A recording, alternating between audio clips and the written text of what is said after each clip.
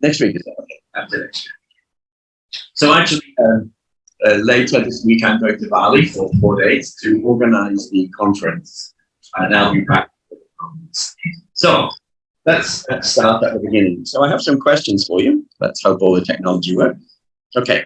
So here's some starting questions for you to think about. This is the broad questions I want you to think about. What's the most effective way to learn a foreign language? What are the main principles? We have some technology people working. What are the main principles? What are the main ideas? What's the fundamental theory that the vast majority of teachers in Thailand will hold about how to approach language teaching? And we often hear, whenever I go in Thailand, and this is the same for Vietnam, the same for Malaysia, and the same for China, and the same for Taiwan, we often get many Thais, Chinese, Vietnamese, Malaysians, Indonesians, can't use English well, despite several years of instruction. Why do you think this is? There is a main reason. If you could change one thing about how English is taught in Thailand, what would it be and why would you change that? So I want you to think about these things as we start. So as language learners and as language teachers, what aspect of English do you spend most of your time working on? What aspect of English do you spend most of the time teaching? Is it grammar? Do you focus on vocabulary, the 4 skills? Is that what you spend your time on? Is it pronunciation, the alphabet, phonics, testing, assessment? Where do you spend it? Where do you spend your time as a teacher? Where do you spend your time? So these are some questions I'm going to ask you to think about. Not now, but in the break. We're going to have a break minutes. In about an hour, for about 10 minutes. I want you to think about these things, okay? I want you to agree, somewhat disagree, or strongly disagree about these 10 things. We'll come back about these later, okay? So I want you to start thinking about what is important for you. All right, let's move on. Come back later. Thanks. Maybe I should do this. Okay, so the main thing that many people do in language teaching is what we call form-focused instruction. What exactly is form-focused instruction? And form-focused instruction takes up probably 75 or 80% of the time that people spend learning English. So we really need to understand what form-focused instruction is. Well, let's first of all understand what form means. A form of something like a word, for example, the word apple. The form is its shape, that is the spelling, and the sound of a language item. That's the form. That's what it actually looks like, what it sounds like. But we also have the meaning that's connected to this. So the meaning of this would be apple. So we have a picture of the apple, we have the apple, and we pronounce it apple. So form meaning connection. We have this also for grammar. So if we have the verb be going to, the structure of this is be plus going to plus verb. That is the form. That is the structure, the shape of this form. And for example, if we have the like watching TV or like to wash my clothes, there you can see the form. But we also have the meaning of the form. The meaning of the form, like plus VING, means to enjoy something. I enjoy watching TV. But if you say, I'd like to wash my clothes on Sunday, doesn't in British English, doesn't mean enjoy. You're not enjoying washing your clothes on a Sunday, right? So in American English, you can use like to mean enjoy, but in British English, we don't. Okay? So here we have a connection between the form, the shape of the grammar, the shape of the word with its meaning. And similarly, we would say need to buy shoes. We don't say need buying or need buy. So this is the form and so on. I can use it. We're having some technology issues. I'm sorry, people. We have to move every slide forward. Maybe I should. Okay. Yeah. We really need this. Okay. So let's get back to this form meaning connection. So we have the grammar of the language, which of course you're familiar with, the tenses, the relative clauses, word order, if clauses, and so on and so on and so on. Yeah. But we also have the vocabulary.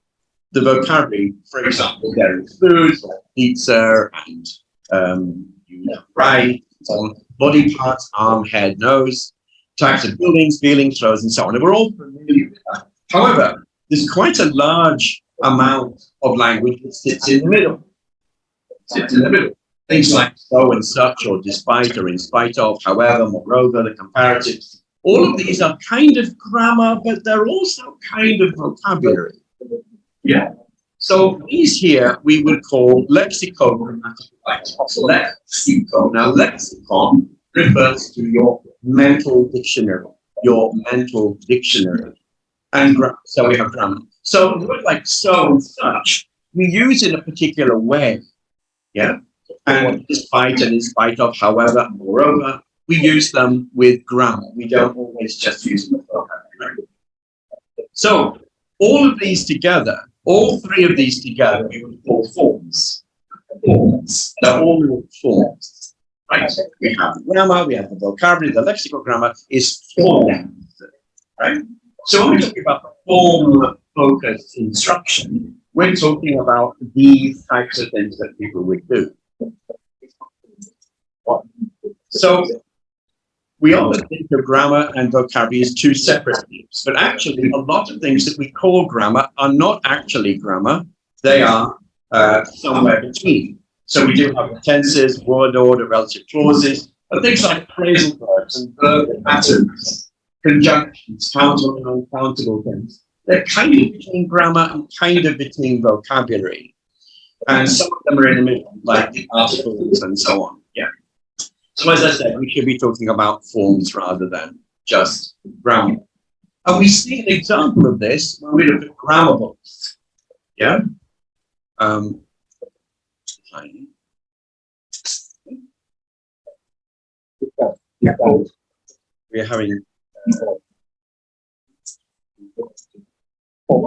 having some. The administration is trying to control the screen. So what I'm trying to do here is just show you what we mean by have this confusion about what we call grammar. So if we look at a typical textbook, and this textbook here is, I think, the world's most well-known and best-selling grammar textbook. So if you look at the various topics here, and I'm sure you can't quite see the exact contents of this, but you can see that some of this is grammar, but actually some of this is vocabulary. Yeah. And some of these things here. So for example, on this page, we've got the tenses, the future tenses, the modal verbs, ing and to. So verb ing and so on. We've got articles and nouns. We've got other things like adjectives. Are they grammar? Right? Phrasal verbs, are they grammar? What are they doing in a grammar? Yeah. So what this book really should be called is form in use, not really grammar in use. And it's important to understand that. Okay. So when we're talking about language-focused teaching or form-focused teaching, language-focused teaching, language-focused learning, what we're talking about is the default, the normal way that people would learn languages. And as I said before, between 70 to 80% of the things we do in language teaching is language-focused learning. Some of the times it's 95 or even higher percentage of time is focused on this. And it's critical to important to understand why it's a mistake to focus too much on language-focused teaching and language-focused learning and ignore other aspects of learning. In language-focused teaching, language-focused learning, we are focused on the deliberate learning, the intentional learning of grammar and vocabulary. The idea is we want to learn a piece of grammar, we want to learn a piece of vocabulary, and we intentionally learn it through a textbook, course books, vocabulary flashcards, and so on and so on. That's a good thing to do. Don't get me wrong. It's a good thing to do. A lot of the focus when we're teaching language-focused learning, language-focused teaching, focused teaching is on learning new information. And I'll come back to explain why this constant focus on new stuff, new stuff, new stuff is, again, a mistake. Language-focused teaching, language-focused learning is about teaching and learning rules. What is the rule for using the verbs? When do I use this tense? When do I use this tense? When do I use this grammar? When do I use that grammar? When do I say so? When do I say such?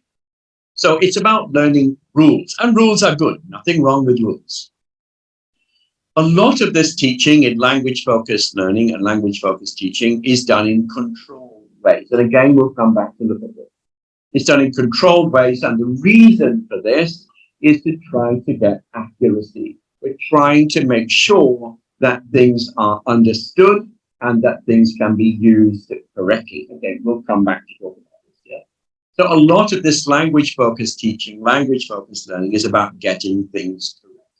Making sure that you use the correct tense, you're using a or the correctly, you're using so or such correctly, and that's fine. That's a good thing to do. Nothing wrong with that. But if we only focus on language, we have a problem. Another primary goal of language-focused teaching, language-focused learning is about being tested on it. And we would test our students on the things that we have just learned. Learn some new grammar, we would test them on it. Learn some new vocabulary, we would test them on it. And again, that's a good thing. But we must understand the perspective. We must understand how that fits the wider picture of language learning. So when we're learning a form, whether it be vocabulary or whether it be grammar, there are essentially two stages. And again, this idea is one of only 3 or 4 ideas I really want you to understand today. This is a critical one. A lot of vocabulary teaching and a lot of language teaching in terms of grammar is focused only on that form-meaning relationship. So let's look at this. As I said before, we have our apple, we have the spelling, its form, which is A-P-P-L-E, and we also have the pronunciation. And the meaning you can see there is this red or green fruit, which is on a tree. Now that's the first stage. That's this form-meaning relationship stage, where we match the spelling and sound to a meaning. Unfortunately, the vast majority of vocabulary teaching at this stage. If you look at the way course books are structured, if you look at the way that lesson plans are made, this is where vocabulary instruction and vocabulary learning. But there is an extremely important second stage, which we all know about, but we often forget or we neglect when we are teaching. And that's how these aspects of it. So, for example, a word may have multiple meaning senses. A word like bank. We say bank of a river, a financial bank, a bank of computers, a plane can bank around in the sky. We have different nuances of speech. And again, we'll come to that in a moment. We need to know if something is frequent or useful or not useful. We need to know how to use the word in context. Do we say need to go? Do we say need going? Right? We need to know its domain. It's what lexical set. Is it a scientific word or a medical word? Is it a plant? Is it technology? What are some of the restrictions when we can use this word? When can we not use this word? What's the pragmatic value of this word? Is it polite? Is it casual? Is it rude? Is it something that we typically use for speaking or writing? So, for example, maybe some of you here know the word mucky. Do you know the word mucky in English? Mucky. Most people know the word mucky. So mucky is a spoken word. Mucky means kind of like dirty. So maybe you fall down into some mud and your jeans are dirty. You'd say, oh, your jeans are mucky. Now, this is a word that I don't know how to spell. To be honest. As a native speaker, as a British speaker, I don't know how to spell mucky. I have never seen it written ever. It's a spoken word, right? And so I assume it's M-U-C-K-Y, I guess. I guess how you spell it. But the important thing here is to understand that some words are mostly spoken and some words are mostly written. We know that a lot of verbs and nouns that are Latin in background, Latinate words, tend to be more formal and they tend to be used in writing. Whereas Anglo-Saxon words would be used in speaking. We would talk about to get a letter rather than receive a letter, for example, right? And understanding this difference is one of the deeper aspects of learning vocabulary. So we need to know if a word is formal or informal, if the grammar is formal or informal. When do I say, may I do something? Can I do something? Do you mind if I do that? What's the right time to use these things? On top of that, we need lexical access speed or grammar access speed. We need to make sure that you can find these words and find this grammar in your head quickly. It's another aspect of vocabulary knowledge or grammar knowledge. We need to be able to find it quickly. When you hear it, when you see it, you need to be able to recognize it immediately. It's another important. But relatively few teachers spend time really helping students build this speed. Fluency is another important one. Automaticity, to be able to use the words and use the grammar quickly, smoothly, competently, is very important part. Also, the difference between making sure that we know collocations or the colligations of words. So we say, for example, we say handsome man, we do not say beautiful man, right? We would say the hair is blonde, we don't say the hair is yellow. We say yellow car, we don't say blonde car. And you're all familiar with collocations and colligations, right? So knowing which words go together and how words and grammar fit together is all part of this. As I said before, a lot of language teaching stops at this form-meaning relation. We don't. So why is this? Well, the first stage, the form-meaning relationship, is easy to teach and easy to learn. Here's the word, here's the grammar book, and here's the text. The deeper aspects of vocabulary are very difficult to teach. How do you test or teach pragmatic value? How do you teach register? How do you teach a lot of this stuff? You can't. And that's the key. A lot of this second stage cannot really be taught. Some parts you can, but there is so much knowledge to know about words that it's not easy to teach everything. So, for example, if we have a common word, any common word, there are different aspects of knowledge. There is the form of the word, there's the meaning of the word, and there's the use of the word. And here you can see, how is it, 15, maybe 10, 12 different aspects of the use of a word.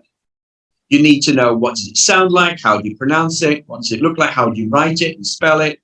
What parts are recognizable in the word parts of the word? What parts need to be expressed in meaning? What does the word signal? How can we use the meaning? And so on and so on and so on. You can't teach all of this for every single word in English. You can't do this. If you want to be advanced level learner, you need at minimum 4,000 different word families. Word family is a group of words. So a word like use also includes uses, used, using. Those are the inflections. But we have the derived forms, the derivatives, well, like useless, user, uselessness. So the family, when I say 4,000 families, I mean all of those. Multiply that out, 4,000 families by all of their forms. We're talking about 25,000 different items, plus all their needs, their second and third. We're talking around 100,000 individual teaching items. We can't teach this. It's impossible. We can only just scratch the surface of it. So if you have 100,000 items by 10 or 12 different aspects, it's no wonder students can never learn English if all they do is just do this form of focus instruction. They need to be able to pick this knowledge. So, as I said before, we have two stages of grammar. The form-meaning relationship for grammar is how a word sounds, how it's constructed, what it means, how to use it, and so on. And before I showed you some of these different aspects. This is the same basic idea as I said with vocabulary. We have two stages of vocabulary, we have two stages of grammar learning. We have the form, and we have how do we actually use this grammar? In what context do I use it? And so on and so on. What are the restrictions on the grammar? What's the restrictions on what I can say and can't say? Is it rude? Is it casual? And so on and so on. All of this. So, when we look at words, we also need to understand how words go together and how they have different mental representations. So it's not a simple matter of just putting word plus word together, because two words together have very different mental pictures. If we take here the example of caught a late bus man, these are four different words. If we put these four different words in different order, we have a different mental image. So if we have the sentence, the man caught the bus because he was late, what does this infer to us? Well, we caught the bus because he was late probably implies he walked usually. But because he's late today, he shouldn't walk, he should catch the bus. Okay? Who's going to catch the bus? If we have a different sentence, the man caught the bus so he was late, again has a different mental image. The different mental image there is he usually catches the bus, but the bus is late today. Therefore, he probably usually goes by car, and now he's sitting on the bus going, oh my gosh, I'm late, I'm late, I'm late, I'm late. Third one, the man caught the late bus. Again, has a very different meaning. These are all the same words, right? But this implies that the man's taking the bus late at night, working very, very hard, maybe, or maybe he's been out partying with some drinks with some friends. It has a very different mental representation depending on how you put it together. And in order to learn a language, you need to be able to build these mental connections. If we look at another word, for example, the word play, if we have the word play football, you're going to come up with this image. But if you have play the trumpet, we have a different mental image. Play a movie, put it in the DVD player. Played with her hair. I played with her hair. Right? If you say played with his mind, gives you a kind of evil kind of person, right? Who's playing with some, toying with some kind of entity, right? Play the boy at Halloween. Played a joke on someone. Played the market is to do with business. Played the field is to do with cheating on your partner. And to play with your friends. So these associations are important. The last one is a very common mistake that many Japanese people make. I asked my students on a Monday, how was your weekend? What did you do? And they would say something like, I went out, I played with my friends. Are your friends like 5 years old? And they get confused because in Japanese, the Japanese verb covers both children and older people. So if I go out for a drink with Ajahn Nathan, for example, in Japan, play is fine, but it's not the same in English. So if I say I play with my friends, I think your friends are children. So these different mental representations come up. It's the same in Thailand too. Okay, all right. So be careful. Sometimes my students say things like, I play with my boyfriend as well. And again, we don't want to know about that. So it's a mistake that they make. Okay. So we're now going to look at the next sort of section here. I hope in the first section we've been able to understand a little bit about the importance of understanding that we can't just deal with language as language learning focus only.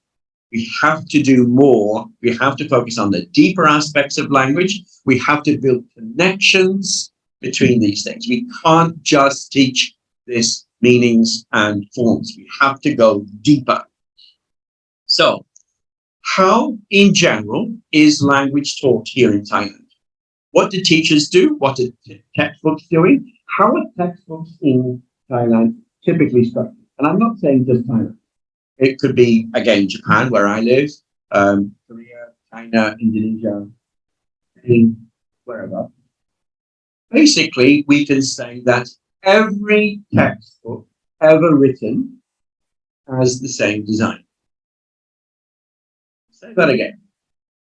Every textbook ever written has the same design. And I can see you thinking like, what? No, I don't mean the same content. I don't mean they have the same topics. I don't mean they have the same grammar. I'm saying they have the same fundamental design. Basically, they have a fundamental way, a fundamental theory of how to teach. And this doesn't just apply to English learning. It's the same for science, for math, geography, history. It's still the same design. And that design is critically important to understand because it affects how we teach and what we do. So you may be thinking, what is this design? Okay. So when students think about language learning, if I ask you tomorrow and say, oh, could you please learn some Spanish? By the way, you're going to stay next week for a year. You need to learn some Spanish. What are you going to do? Well, what would the vast majority of people do? Well, what they would do depends on their theory of how to learn languages. Right? So they would say, oh, well, I need to learn Spanish. What am I going to do? Well, let me go to the bookstore. I'll go to the bookstore and maybe I'll go buy a grammar book. I might buy a reading book.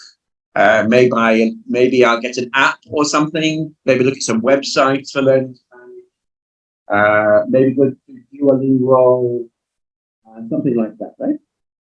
What the vast majority of people would do is go to the bookstore and get the materials that they would need, yeah? And it might be for English, it might be some materials or TOEFL materials, exam preparation stuff. Then get a dictionary, of course, right? But why do they do this? What's this underlying theory of language learning? Well, the theory is that we can learn from books. We should learn languages from DVDs or the internet. We learn from language input, this language learning input that I mentioned before, this language-focused learning. They also believe, most students would believe, at some point I need to take either a test to prove my ability on the TOEIC level or the TOEFL level, or just to check the language. They also, the vast majority of people outside, will be thinking we should learn vocabulary maybe for some books. I'll go buy a vocabulary. I'll go and learn some vocabulary from a book or flashcards or something like that. And they often think that if I go to the store and I'll go and buy a book, maybe I'll go and buy a Spanish book written for Spanish children. Because it's got the language, I'll start to read Spanish books. I'll start to read the Indonesian books. And this is the basic theory that most of us would probably do. If I was to learn Thai, I'd probably do this. But the reason we do this is because we have an underlying theory about how language should be learned. And so I call this the bookstore theory. So how is language typically taught? Well, if we take an average course book, it looks like this. Course book that you use either as a student or as a teacher probably looks like this. It has, what's that, 200, 300 words? Right? It's got some difficult words, some words that the book is trying to teach, and maybe there's a diction. Yeah? Maybe there's some new grammar here. Now, following the exercise of reading, we would then have some other exercises here, things like comprehension activities, grammar activities, maybe some vocab, this type of thing. Now, I guess most of you have used or are teaching books like this. Okay? Your book would not be the same, but it largely would be like this. Yeah? The content would be different. So let's look at the underlying theory. What is the approach that this book is having towards the way we need to learn language? Well, if you look at the structure, this is the contents page of that. What do we see? Well, the first thing that we notice is we see units. Unit 1, 2, 3, 4. Unit 1 is about nice to meet you. That's greetings.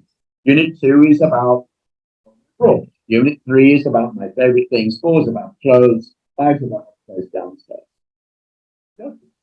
Each unit is different. Each unit has a different topic. That's okay. We're trying to teach new things. That's good.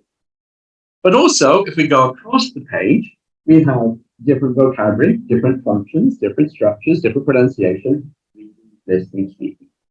We keep going across the page. So you'll notice here that in Unit 1, the structure here is about the verb to be. But in Unit 4 is about the verb have got. And Unit 5 is about preposition. So let's look at this in a slightly different structure. A typical syllabus for English language learning, English language teaching would be Unit 1, this is an imaginary book, but assume that you are studying a language and you're a beginning learner. First unit would be verb and simple adjectives. I am hot, he's cold, they are. Okay. Second unit is about simple present tense and some daily routines. Again, new vocabulary here.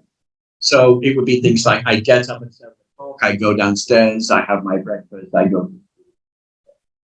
Unit 3 has present continuous tense with some sporting activities. You know, they are playing basketball, he is playing football, and so on and so on. Unit 4 is can and can't with abilities. I can ride a horse, I can't speak Spanish.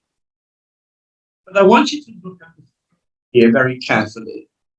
Okay, what's the theory here? And this image is one of the 3 or 4 images I want you to understand. If you take home any message from today, this is one of the 3 or 4 images I want you to look at. Because it has fundamental impact on what we do. There's a theory underlying it. There's a theory of how we should teach and a theory of how we should learn. And the theory basically says we start at the start and we go to the finish. We start with something new, then we drop it, go to something new, then we drop it, start something new, drop it, do the next thing, and we drop it, do the next one, and we drop it. There's an underlying theory here. The underlying theory is we only need to teach something one time. Because the simple adjectives in Unit 1 are not going to come again later in Unit 8 about health. The words, the sporting activities, are not going to come again in Unit 11, which is about technology. Teach them one time, we drop it. The theory is we only need to teach something once. Therefore, it's been learnt forever. you move on to something new. That's the basic design. If you think about the course book that you're using, whether it's an English course book or you're a teacher teaching semantics or pragmatics, or you're a history teacher, it's still teach something and drop it. Teach something and drop it. Now you know, and I know, there's a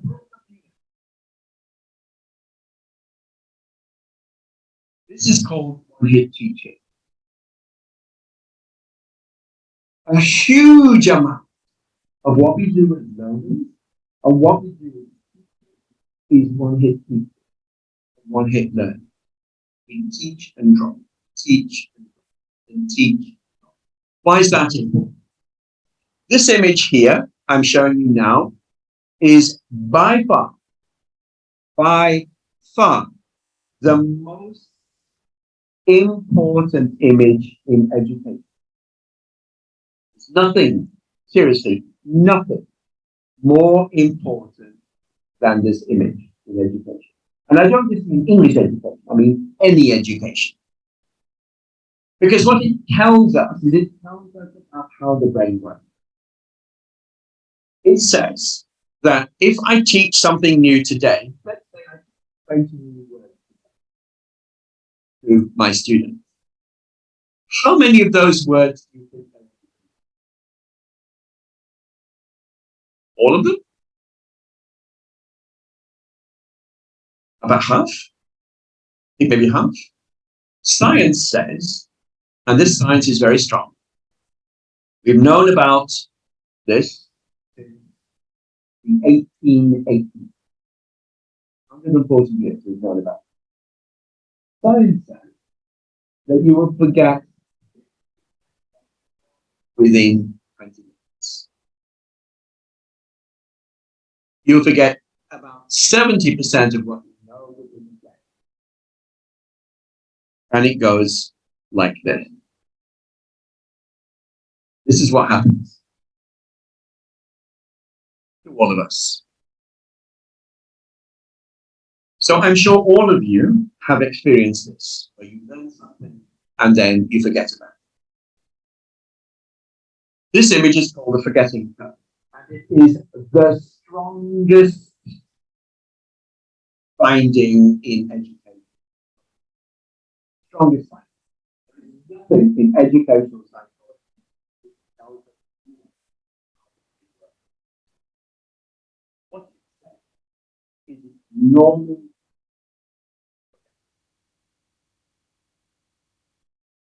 If you don't believe me, what did you have for breakfast on Wednesday last week?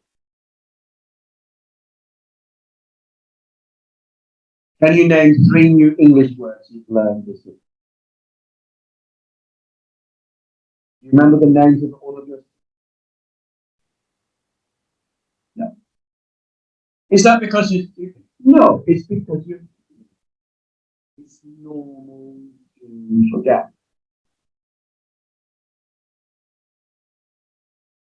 So what it says is we have a stage of initial learning, that's the blue section. This is where our textbook or our phone cards, our flashcards, our intensive learning comes. Up goes on. But very quickly, this is the science. So what's our main job? Our main job is introduce. It's a piece of new ground. It's a piece of new vocabulary. But our job is not to drop it. Our job is to put it back in. We have to make sure that the language that we teach, pieces of language we teach, come back again and again and again. Because if we don't do that, we know this. Our heart tells us this. Our experience tells us this. But what do the vast majority of students do? What do the vast majority of textbooks and teachers do? they continue with something new, something new, something new, something new, something new. So what happens? Well, when the student gets to the end of the course, they look back at their course and they say, I love Adam Nathan's class. Best teacher in the world. Fantastic technical. I did really, really well. I learned a lot. I had a great time in his class. I want to study with him forever. Book was great. I got 10 out of 10 on every test. Tomorrow, I have the big end of semester test.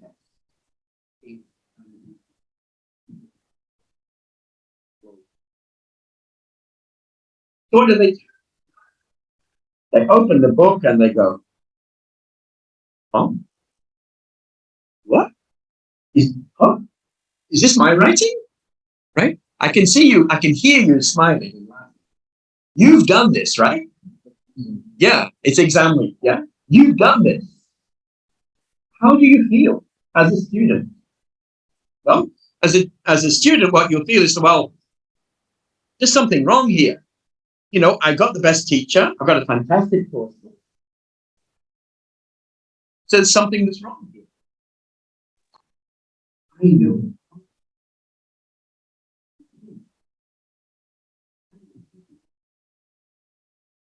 No, and nobody.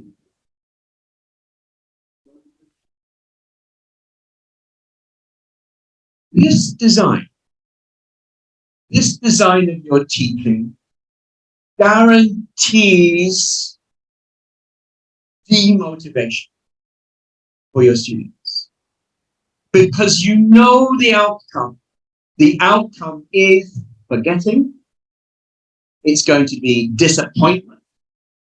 It's going to be negative feelings at the end of the course, the feeling that, oh, something's wrong, and clearly it's me. And why do you think that the vast majority of students give up on English at elementary level? Because they honestly try. They tried in their coursework, they tried with their classes to learn English, but because they were studying under this design, they forgot. They tried, they honestly tried. But they just feel, oh, English is not for me. English is a joke. I can't learn this. Same with math. Same with science. Why is it that people give up? Because they try, but they're constantly getting this new, without this knowledge is the level.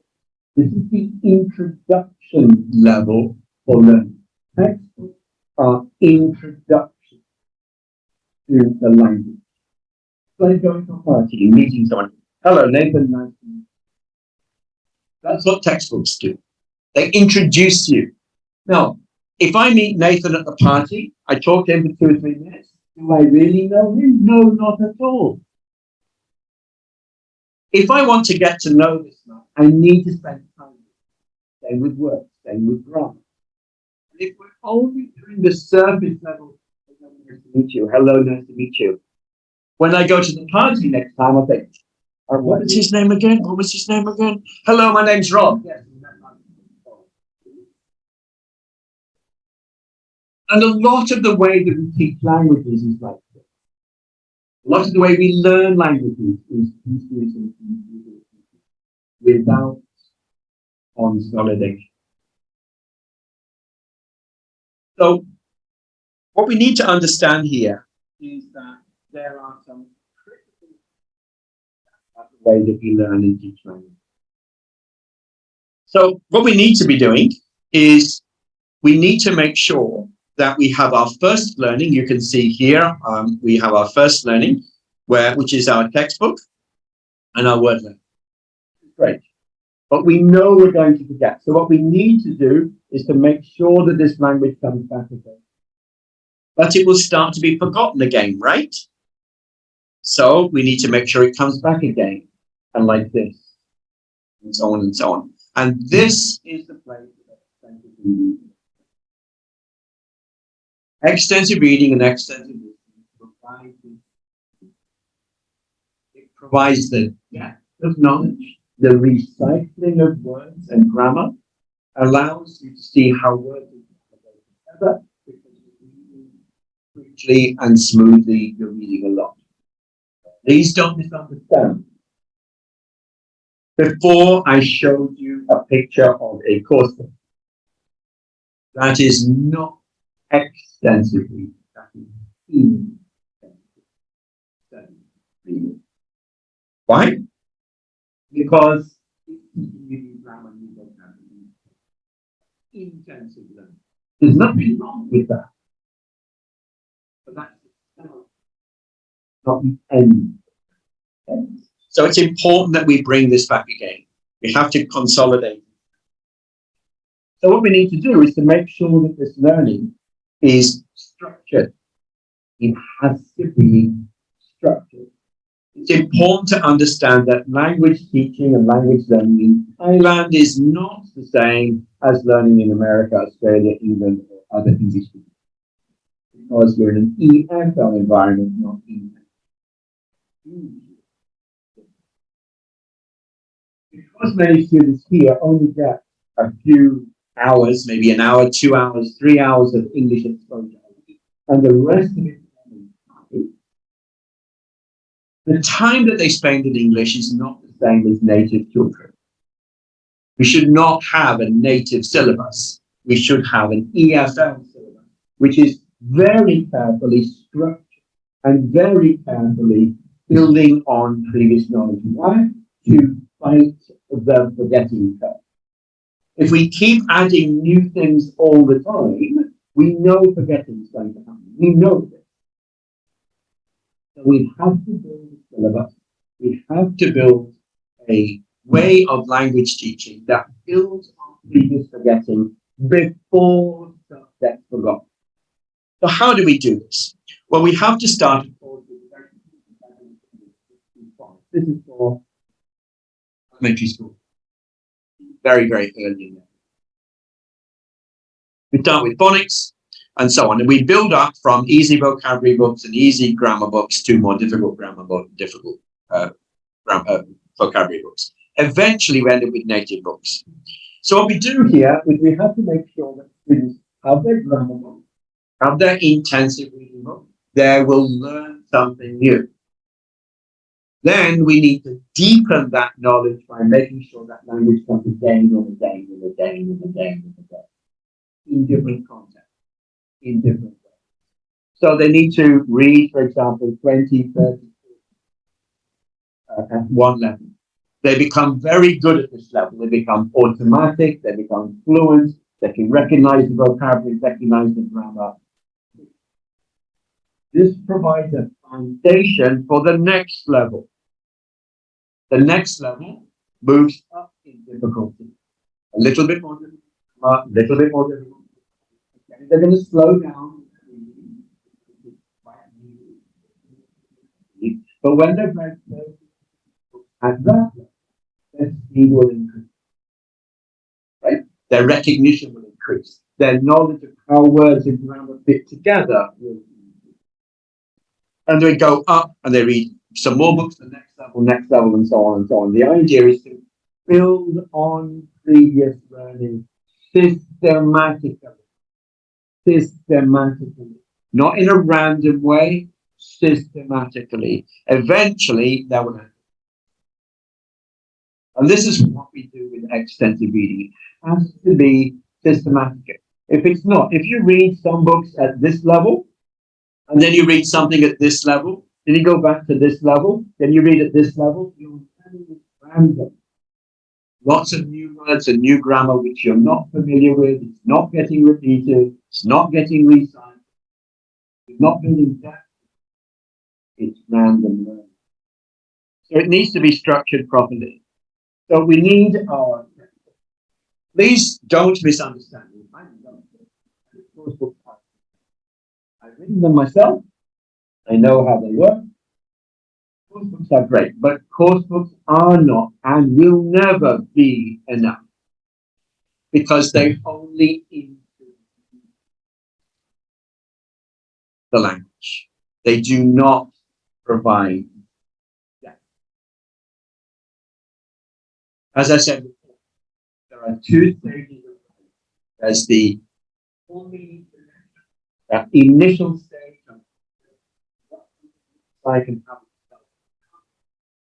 it's that's what the course is. They don't provide the depth of knowledge, the different nuances of meaning. They don't provide the qualifications. They don't provide the register. All of this stuff is not there. So what we need to do is to make sure that the thing they do in their course book is systematically repeated and recycled. So when we're looking at graded readers, or we're looking at books written specifically for language learning, they're called graded readers. They are written in a very, very specific way. Books at level 1 only have a limited grammar and a limited vocabulary. They are limited to only the grammar and vocabulary that's in Unit 1 and 2. Not this, and not this, and not this. Only Unit 1. The idea is you read 30, 40 books at this level, you become fluent and fast and practice. Then we add the next level, which has different grammar and vocabulary, plus the vocabulary. And again, Unit 3, Level 3, we do the same thing. This is systematic scaffolding of learning that is actively fighting the forgetting curve. Students who do not learn this way will forget. Every language course, particularly for elementary and up to intermediate level, should be in Thailand, in Vietnam, in Indonesia, because you're in an EFL environment. Your students don't meet language all the time. It has to be structured. We have no choice because of the forgetting. And if we don't do this, a lot of learning will be lost. So we have to do it in a structured way. Now, maybe not really, really tightly structured, but we need to at least not be random. We need to be systematically and building on previous knowledge. And we do this. I'm going to talk for about maybe 5 more minutes or maybe 6 more minutes or so, and then we'll get. So, what is this underlying that let's go back. One way that many people see language learning and language teaching is about what I call a jigsaw. Many people approach language learning in this way.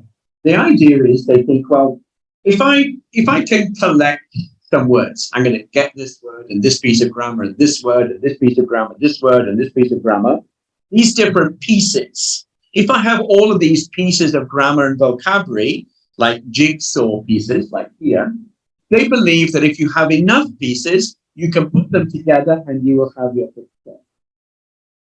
This is the theory that many, many people would. They believe that if they collect enough, they will have their picture. The problem here, of course, is what's the jigsaw picture? Is it a cat or a cow? We often don't know. If you approach language, learn pieces, learn pieces, learn pieces, learn pieces, you don't have overview. The picture is that you're learning. Another way to think about the same thing is to think about language learning as building a wall.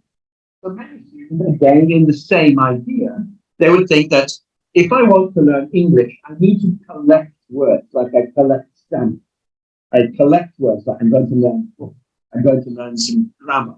I'm going to learn some more words. And the idea is that I keep learning words, as I keep learning grammar, I keep going my textbook, eventually I will have enough pieces and enough pieces of grammar and enough pieces of vocabulary that I now have my wall. If I keep collecting, This is what many students do. What do? They start to learn this word and that word. They learn food words. They learn words for houses and so on. They learn a piece of grammar. They're collecting words in grammar all the time.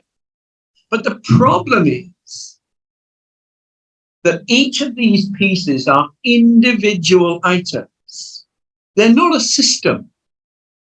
If you're only collecting words, it's like collecting stars in the sky.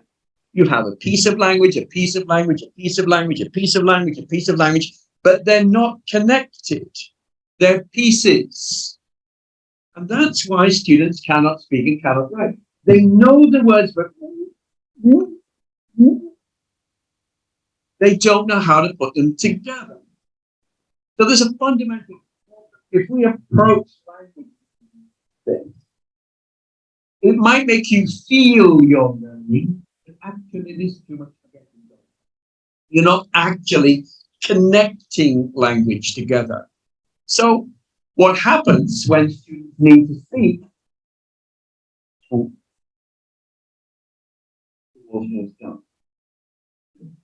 Because what's missing, when you need two things. You need the word, the grammar, and you need the glue, mortar. And extensive reading is that. And it's the one that allows you to see the connections between words. So we see that we say blonde hair. Why do we say blonde hair? Can you tell me why? There's no reason. You can't say yellow hair if you want to. I understand you. But we say yellow car, we don't say blonde. Again, why? What's the rule? Well, there isn't one really. It's just what we say. Same way as beautiful girl or handsome girl. We say get out of a car, not get out car, get out of a car. This is the collocation. So collocation is two words that sound good together, like blonde hair. Colligation is the grammatical relationship between them. Depend on someone. Yeah? Rely on someone. Get out of the car. Not get out car, but get out of the car. Colligation. So we say go by bus, not go to bus, not go for bus, go by bus. Need to buy a book, not need buy. Need to buy a book. So we need to learn not only the verb need, we need to learn not only book and buy, we need to know how they go together, this colligation. So students need all of this knowledge. They need to be able to see them. They need to see how things go together. And extensive reading provides this clue. In the next part of the talk, I will talk a bit more about some of the main language learning. The second section here, I'm going to give you an overview, a framework within which you can then think about the activities that you do and as you do as students. So this first section is to provide background to show why you need to have that. The second section will provide you a framework within which you can activities, that you will understand what you're doing and why you're doing it. And finally, we'll start to look at the extent of meaning, what it is, why you do it, and why it's absolutely. Please take a few minutes. Please, yes, if you wish to, yeah.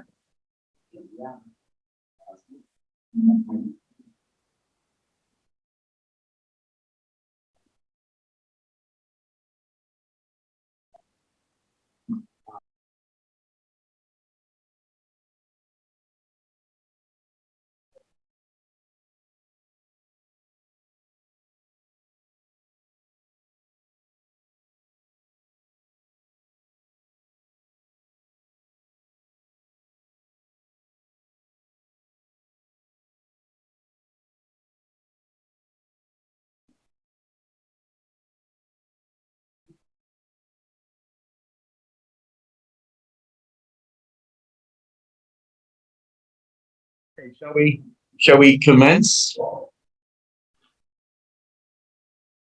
Okay, so we're going to now look at the second section of the talk, which is, okay, everybody, hello.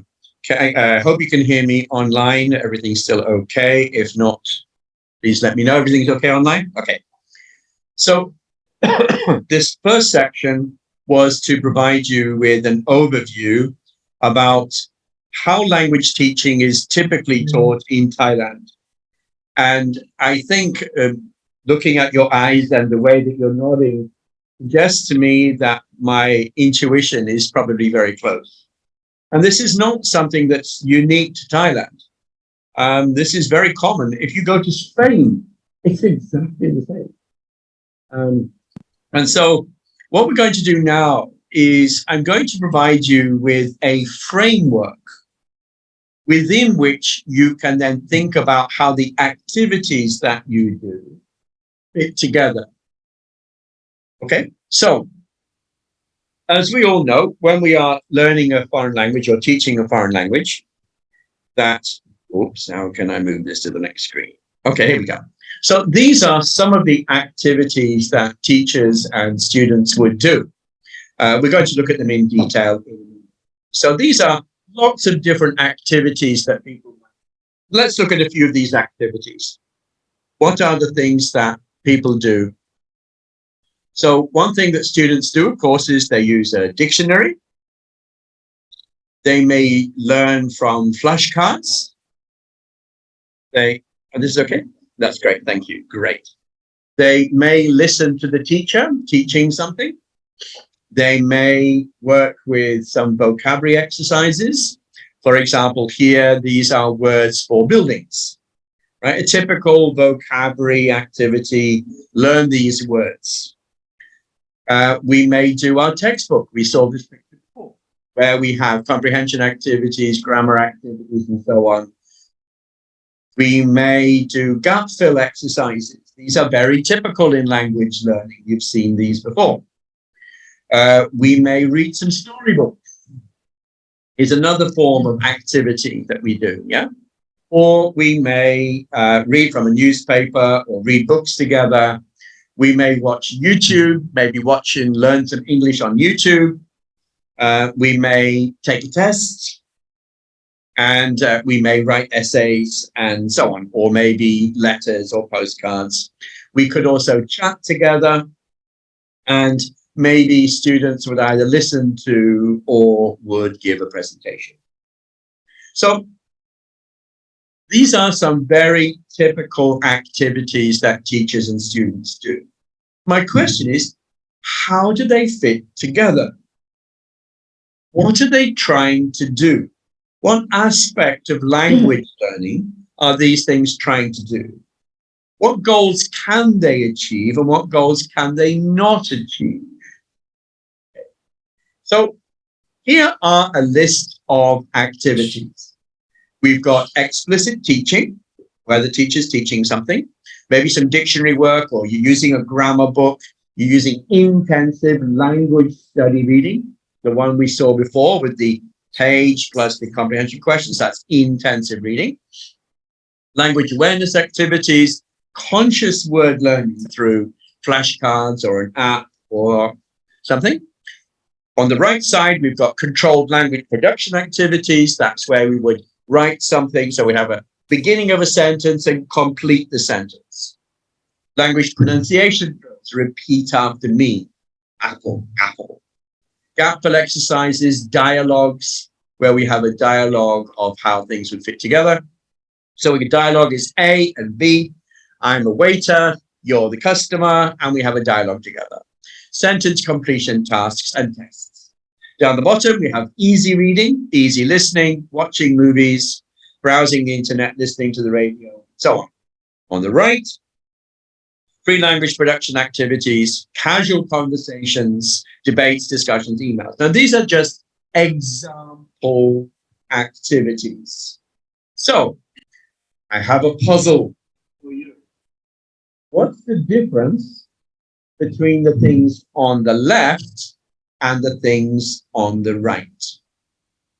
What's the difference between the things on the left and the things on the right? Please, if you have a moment, talk to your friends next to you. And if you're online, please think by yourself. If you have a moment, speak to somebody next to you. If you want to, please do that. Yeah. What's the difference between the left and the right? No, left and right only. What's the difference between things on the left and the things on the right? What are they trying to do? So these things here, where are we? These things here, how are they different from these things here? Any suggestions? Any suggestions? Difference of left and right? Yes, sir.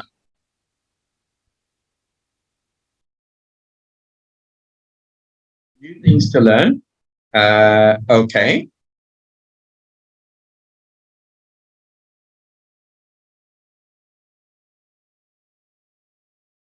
Learn like deeper learning. Good try, not quite right. But good try. Anybody else?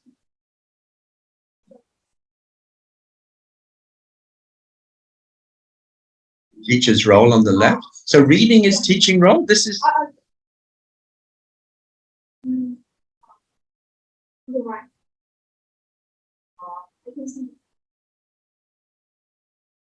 okay. All right. So let's look at this. So an easy way to think about this. Anybody else have another idea? If you know and you want to type into the chat window, can you tell us if anybody wants to? Okay, so receptive and productive. Yes. So we have input and output. Basically, we have on the left, we have our speaking, left, we have the listening and reading, and on the right is speaking and writing. Okay, that's fine. Yeah. Basically, input and output. Now, that's the easy one. What's the difference between top and bottom? That's a lot more closely to what you were saying before. What's the difference between top and bottom? What are the things at the top doing that are different from the things at the bottom? Again, if you're online, if you want to type into chat, that would be great. There's a fundamental difference between them. So the word new, formal, informal. Good try. Thanks for playing the game.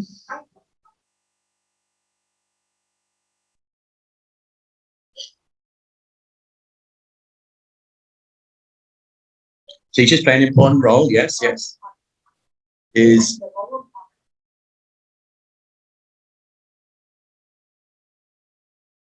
okay. I think I like the way you've said that. I would probably say it a bit different. So she said that the top part is largely focused on what the teacher's doing, and the bottom is what the students are doing.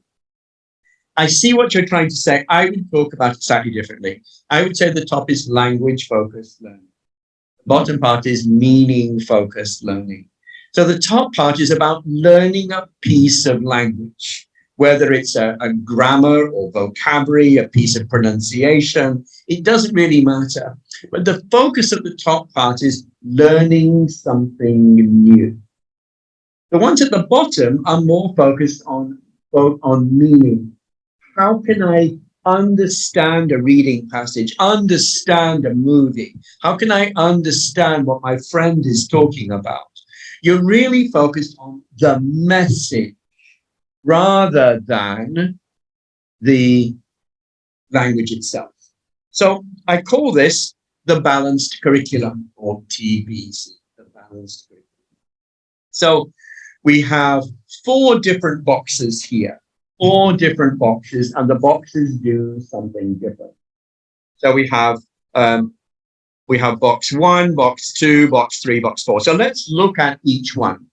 And I want you, as we look at these, to understand what are we trying to do as language learners, as language teachers in each one.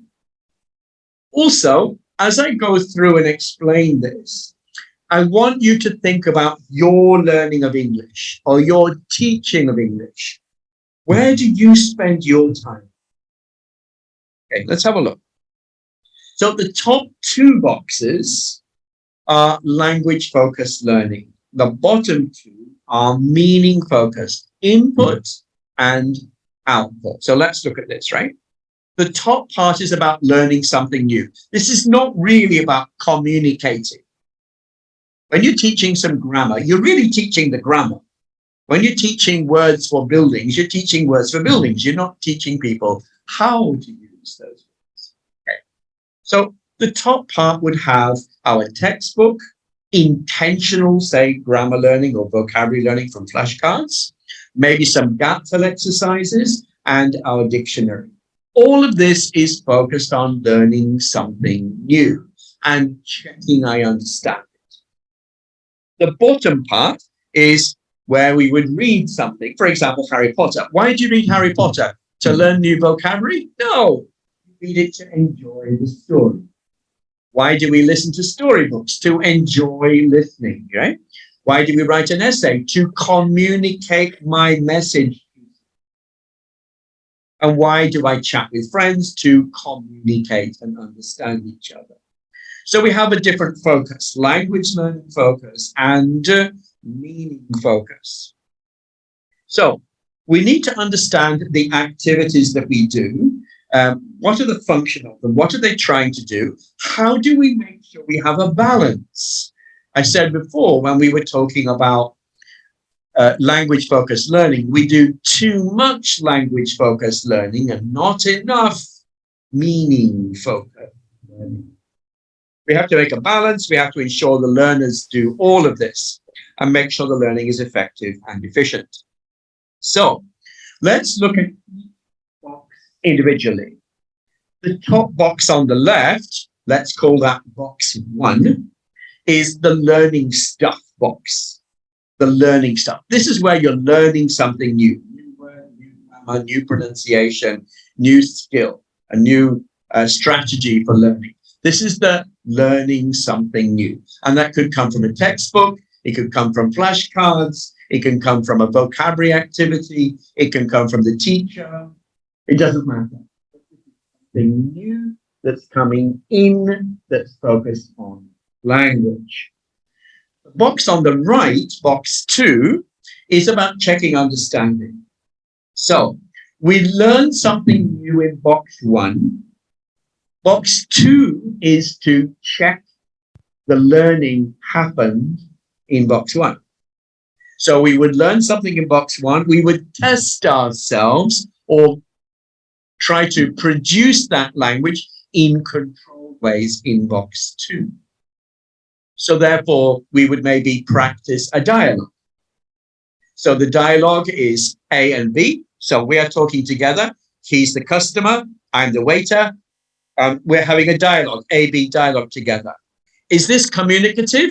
Not really, because it's not my words. It's not his words. Those words are on the paper that we are using in our textbook. And the reason we have the dialogue on the paper is to practice sentences like, may I have, could I have, and so on. It's in a very controlled practice environment. And that's a good thing. Similarly, if we are doing things like a test, why do we do a test? To check I understand something. Why do we do gap fill activities? To check I have the correct word or the correct grammar. It's about accuracy. So the box 1 on the left is about learning something new. Box on the right is checking I got it right. Now, if I get it wrong, I have to go back to the first box and check my learning again. At the bottom, we have the fluency practice, language focus, meaning focused input, and the focus is on communication. It's about building connections. In the first session, I talked about the glue of holding things together. Extensive reading happens in this book. This is where we do lots and lots of meaning focused input. So words and grammar will come again and again and again and again and again. So you get depth of knowledge. And you're focused here on understanding the story. But we have to read in the right way. We're going to be talking about the two types of reading later. On the right, on the bottom, is speaking your mind. This is where you say what you think, you write what you think, you present what you think. Why?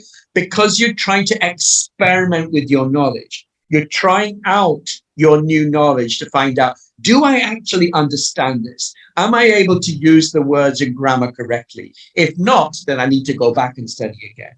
So the bottom box on the right is about experimenting with your language, trying it out in real communicative situations. This is not a memorized dialogue.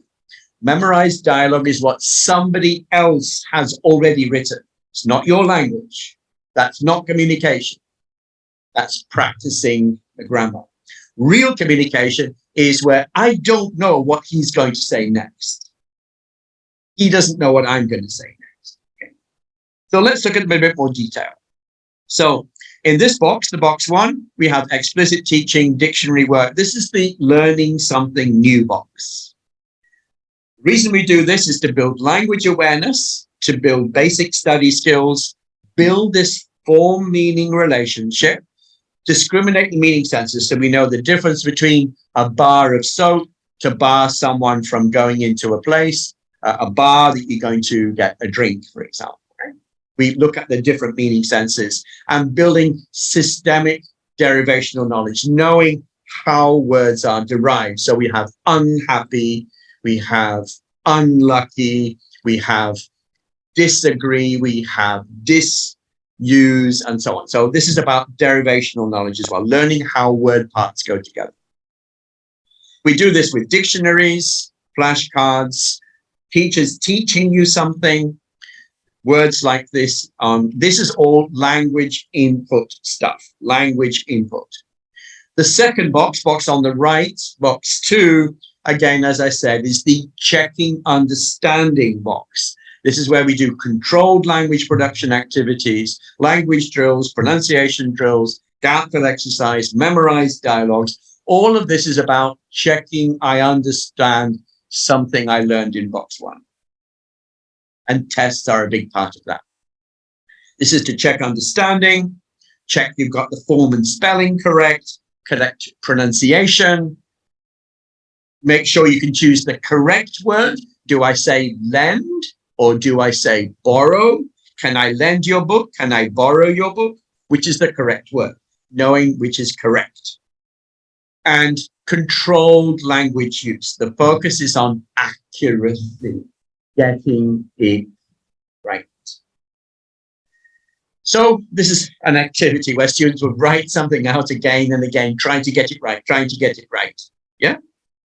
Where you would do these type of activities are checking understanding, checking I got the grammar, checking I know the vocabulary, checking I know the pronunciation.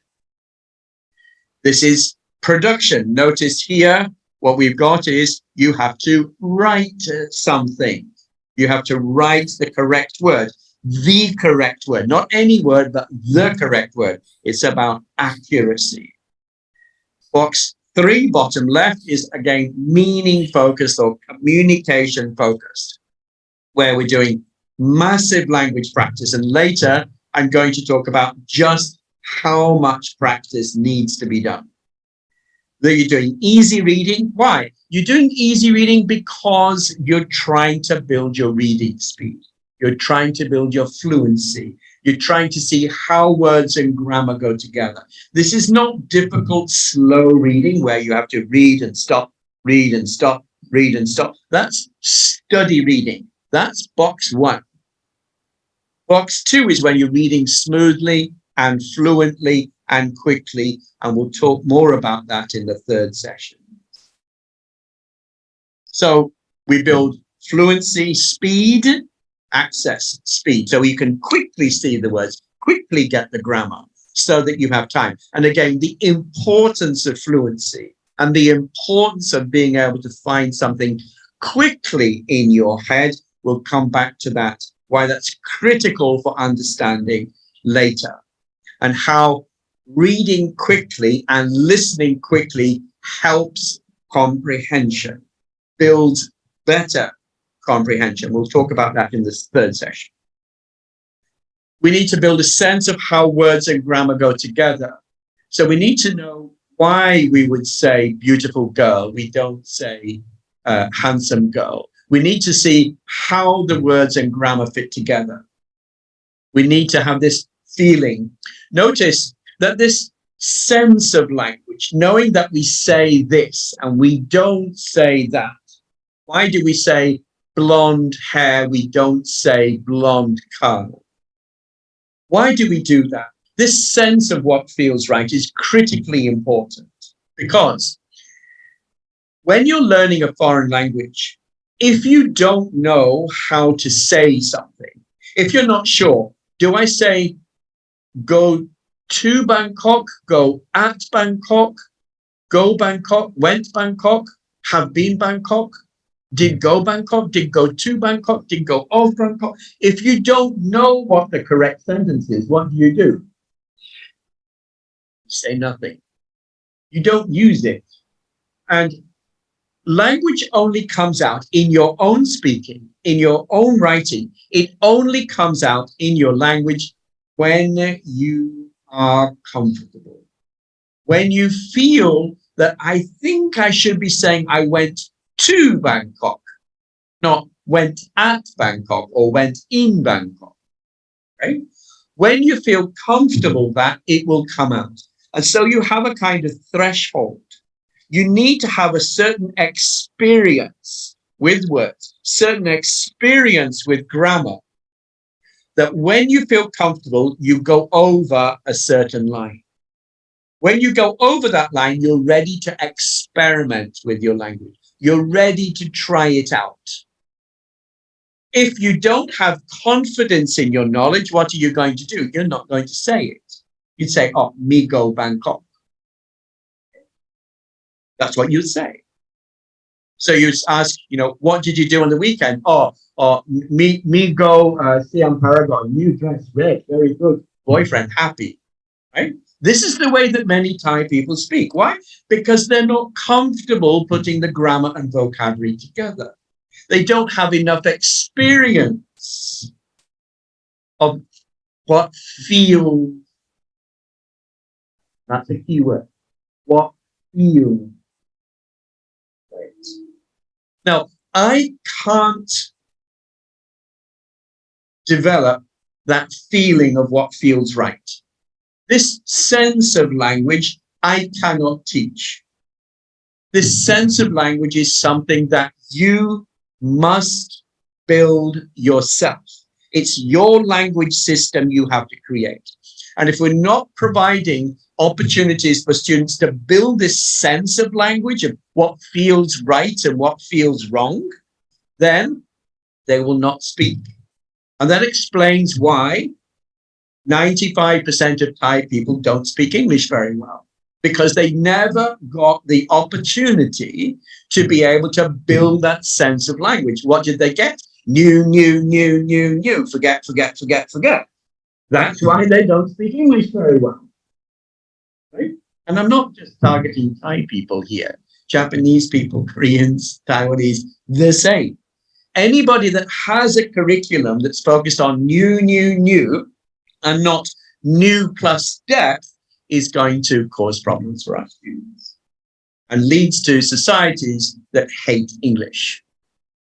So we need to have this sense of how languages go together. This is where the extensive reading comes in. It helps you provide input that you can understand at your level, that helps you to get a feeling, experience.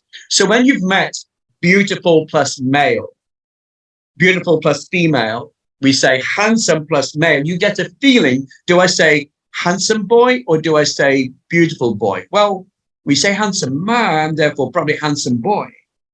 Okay? So you build this sense for yourself. Nobody teaches you this. You can't go to the dictionary and see where do I say handsome or beautiful. It's not there.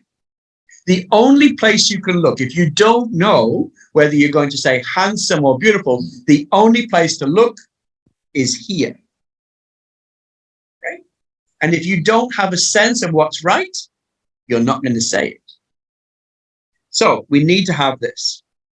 We need to build contextual knowledge for the students, network the knowledge. This is the building of the grammar and vocabulary sense together that we cannot teach.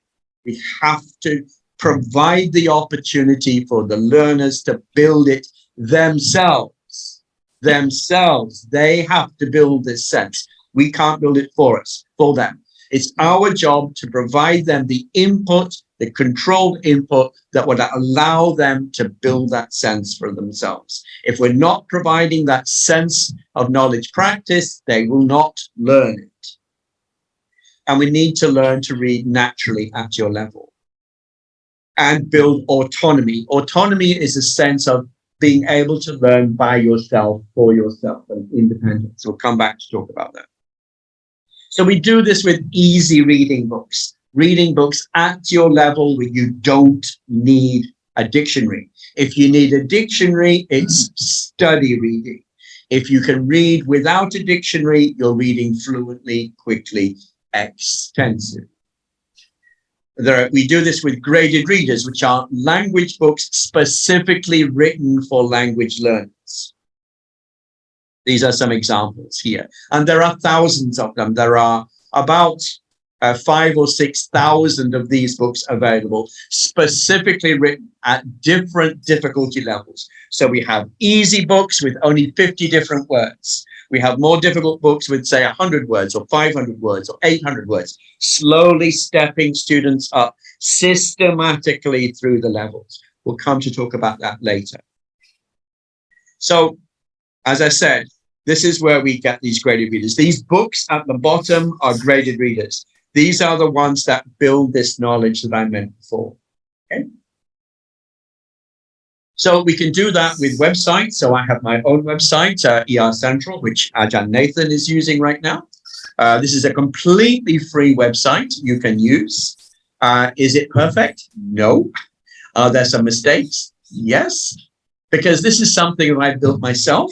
I funded this myself. It cost me a lot of money. We have between 10 to 12,000 students a week using this website. Ajahn Nathan students are using it. It's a free website. It has reading, listening activities. If you're interested in finding out more, please speak to Ajahn Nathan. The texts here are quite short. They're not as controlled as the reading material I showed you before. If you want better, higher control, and honestly, a better system, and you know, this is my website. This is a different website that actually is better. It's called X Reading. Now, this is not a free system. It's paid, but these have books by Cambridge, Oxford, Macmillan, Penguin. They have all of their books as well. They've got about, I think it's nearly 2,000 different books. They have a language learning system. They have the books. What happens is the teacher creates a course. Then assign the students to the course, tell the students what to read. The students read online on their phone or on their computers, and the teacher can monitor what they're learning. Every book has a test. So if you want to do independent reading, if you want a nice, easy way to do extensive reading, set up either ER Central or X Reading. You tell the students what to do, and you can monitor their reading every week, see what they're reading, make sure they're not reading something too high, too low. You can check their reading speed and lots of other things you can do. You can test them, and you can download all the data. You can set reading targets like 100,000 words a semester or 200,000 words a semester, and watch if they do it or don't do it. Okay. So if you want to find out more about this, ask Ajahn Nathan, or you can ask me later. But X Reading is a fantastic system. I think it's about, I'm trying to remember. I think it's about 300 baht per year per student, which is not expensive. Not expensive. Okay. Chulalongkorn have been using this. So this box three is where we're doing reading the newspaper, we're listening to stories, we are watching YouTube videos, we are doing those type of things. Box 4 is where we're doing meaning-focused output. That is trying to use the language that I know by speaking, reading, speaking, writing, and so on. Yeah. So the idea here is we're trying to learn to read or to write naturally, beg your pardon, to write and speak naturally. We're trying also, when we try something out, when we're trying out our writing, we're trying out our speaking, it's important for us we do try, because if I say something and he doesn't understand, he's going to go, what? And I know there's a communication breakdown. That's valuable feedback for me, because I know he doesn't know. I need to go back to box 1 and find out, what was that word? Why did I use that word wrongly? Why did I use that word? So having the opportunity to use language is really important, because it gives the opportunity to find out, do I really know this outside a test? Yeah, it's critically important we have that. So they get feedback, opportunities to experiment with your language use, and build autonomy. So we do this through writing activities like this one, speaking to your friends, and so on and so on. So this here is our balanced curriculum. So take a moment or two, think about either a language you're teaching, maybe you're an English teacher, or maybe you are thinking about the courses that you have at the university. The balanced curriculum here, this framework, can be used at many different levels. The first is to reflect on your own language learning. What am I doing too much? What am I not doing enough? Where do I spend my time? If you're a teacher, you can then think about your lessons. Does my lesson have a balance? Am I doing too much language-focused input and not enough meaning-focused output? You can look at the unit in your coursebook. You can say, what's my coursebook doing? Does it have speaking activities? Yes. Are they controlled speaking activities, or are they free and open? Is there enough speaking or writing activities? Do we have too much new language? So you can look at each unit. You can also look at the whole book that you're using. Does the book have too much of this and not enough of that? You can also use this framework to look at the curriculum for your university. Does the curriculum for the whole university have balance? Do we have too many grammar courses and not enough extensive reading courses? Do we have too much testing and not enough opportunities for language learning? So this same framework can be used at the lesson level, the unit level, the book level, and also at the institution level, where you can look at, see what you're trying to do. So, as a review, language-focused activities and meaning-focused activities are quite different. Language-focused activities teach a language point. They're usually the start of learning. They're focused on the whole class. This is not usually individual. They're highly controlled, because we're trying to teach rules. We're trying to check the understanding of rules. And we're trying to move. So that's what language focus on. They're good things to do. There's nothing wrong with them. The problem is if we only do that, because we also need meaning focused activities. We need to give students opportunities to practice the language, focus on general understanding, deepen existing knowledge, and build connections to experiment with their knowledge to find out, do I really know this? And allow them to work at their level and at their own pace. So let's look at a few activities. If you remember, we go back to here, box 1, box 2, box 3, box 4. Just remind yourself of that. I'm going to give you a test. Here we go. Where would that one be? Is it box 1, 2, 3? Is this language focus or meaning focus?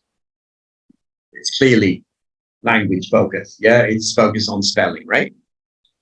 What about this one? This is a dialogue. Is this communication focused or language focused? Probably.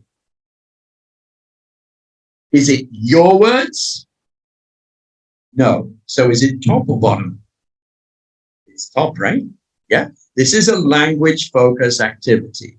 We're trying to make sure that we understand. So what we can do here is we can substitute these words into there, right? So this is a language focused activity. Teacher teaching something. Box 1, 2, 3, or 4. Box 1, exactly right. This is teaching something new, right? So the students are learning something new from the teacher. What about this one? This is a very typical activity. This is quite intensive reading, lots of difficult words. There's comprehension activities. What's this activity? It's 2. Yeah, the bottom part is 2, testing understanding. The top part is probably language focused input, new words, new grammar, right? This is intensive reading.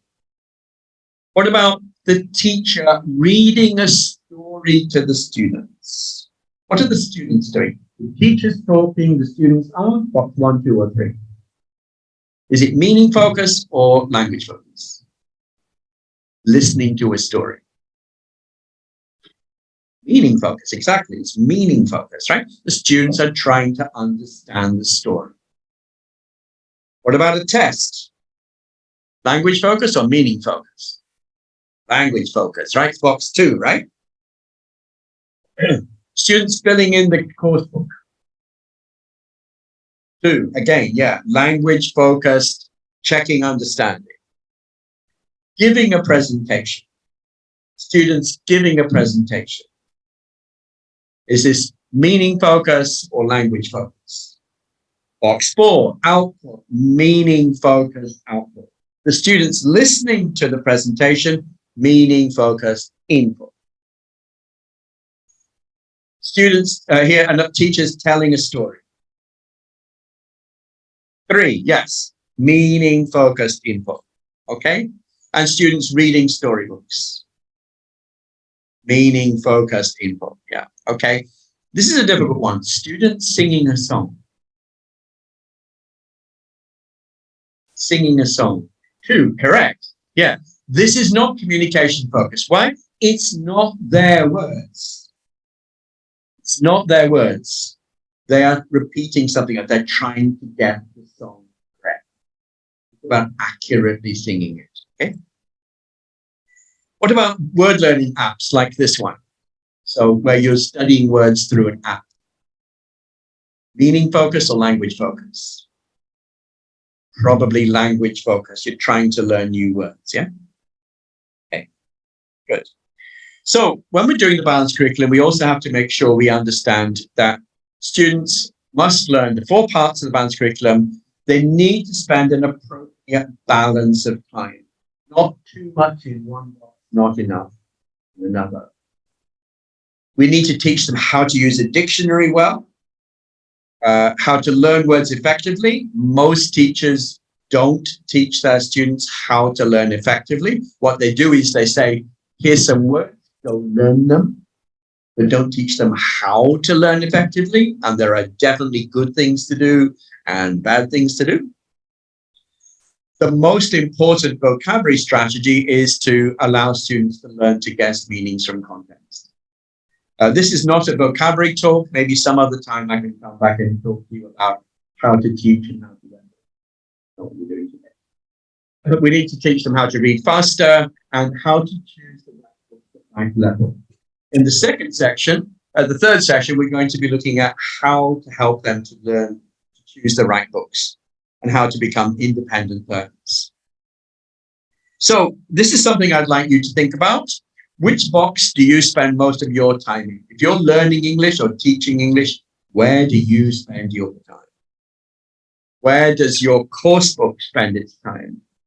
Where does your language institute spend its time? Which ones are you ignoring? What does your course book do? What does your course book ignore? Okay? And what do you think would be a good balance of time? So I want you to think about those as you go ahead. So before I showed you this bookstore theory of language learning, and this is something that I think we need to be very aware of, that students are doing. And we need to understand that actually when we're learning a language, there are many common language learning principles. There are some principles of language learning that we need to make sure we're doing.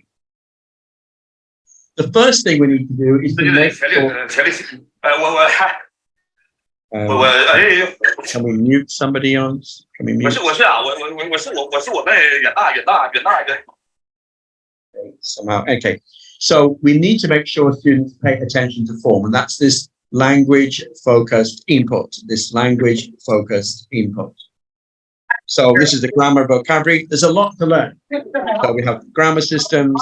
If you want to read a newspaper without a dictionary, you need to know 9,000 word families. You want to read Time magazine, you want to read New York Times, you want to read the London Times newspaper, you need about 8,000 to 9,000 word families. So families, as I said before, we have use, user, misuse, useless, utility. These are all part of a family. You have multiple meaning senses to learn, collocations, multiple word units, traffic jam, by and large, do you mind, phrasal verbs, idioms, and so on. All of these things are part of the language learning system. We also need to make sure students spend time on task. They actually spend time doing stuff. Despite the adverts that you see sometimes on the train or on the newspaper, you cannot learn a language in a few months. Not possible. Unless the two languages are sisters, like, for example, Spanish and Italian, maybe. But English and Thai, no, not going to happen. So we need to make sure that the input is recycled. It comes back again and again and again and again and again and again, right? Depth of knowledge. We need to make sure we're fighting the forgetting curve. That's job number one. Fight the forgetting curve.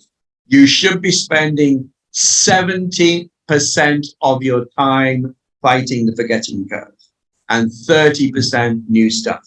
70% going over old stuff in new ways. That's what we need to do in order to fight the forgetting curve. Otherwise, you're wasting students' time or your time. We need to do this through spaced repetition. It's got to come back systematically, as we saw before. Pardon me. We also know that in order to learn, you cannot learn a word by just reading it once. Pardon me. So students need massive input. To get the advanced level, 4,000 words to be learned. 4,000 different words. Question. How many total words of English do you think you need to meet, either through reading or listening or watching TV? How many words do you think you need to meet? Total words you need to meet to get to advanced level. So somebody like Ajahn Nathan, who's advanced level or post-advanced level of English, how many total words in English has he met in order to get to his level of English? Have a guess. Talk to somebody.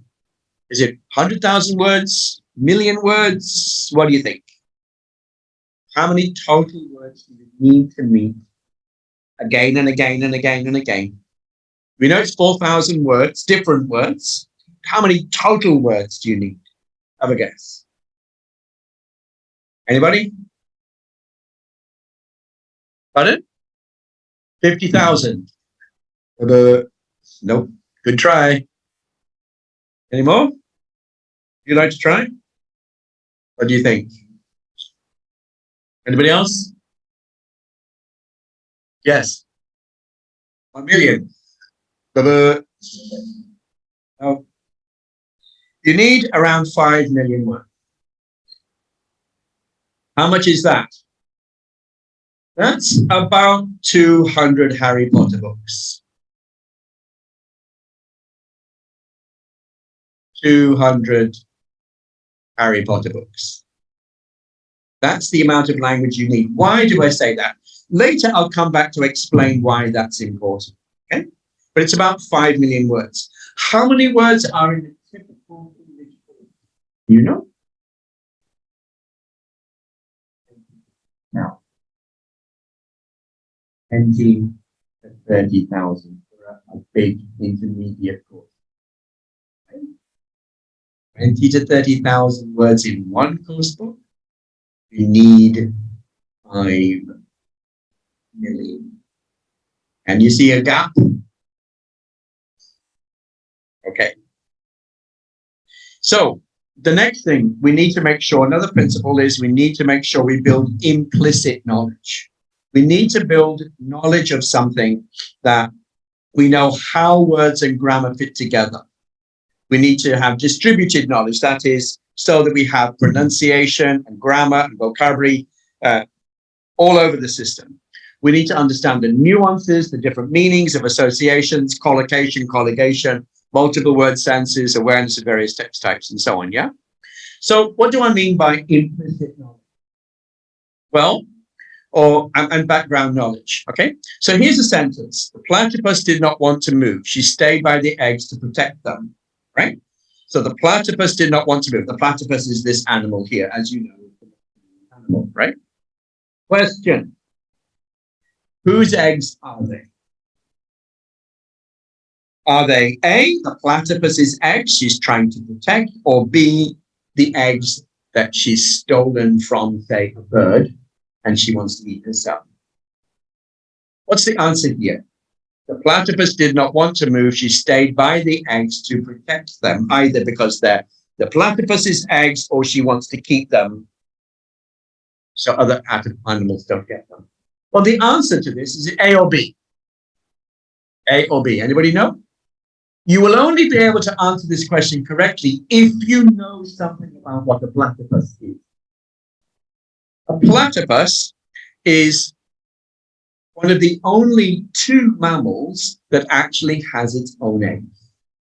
There's only 2 mammals that have eggs. We are mammals. We don't have eggs, right? We don't give birth to eggs, right? So the answer here is A. Now, if you don't have background knowledge, your understanding of this sentence will go wrong. Because you will think, oh, she's trying to protect those eggs. And your comprehension will be lost. So it's important to have background knowledge. This background knowledge has to come from lots and lots and lots of reading, lots and lots of exposure. Okay? The other animal is an echidna. So we also need to socialize the learning. A critical part of language learning is to socialize. We need to engage emotions. When was the last time any of you were emotionally engaged by your course book?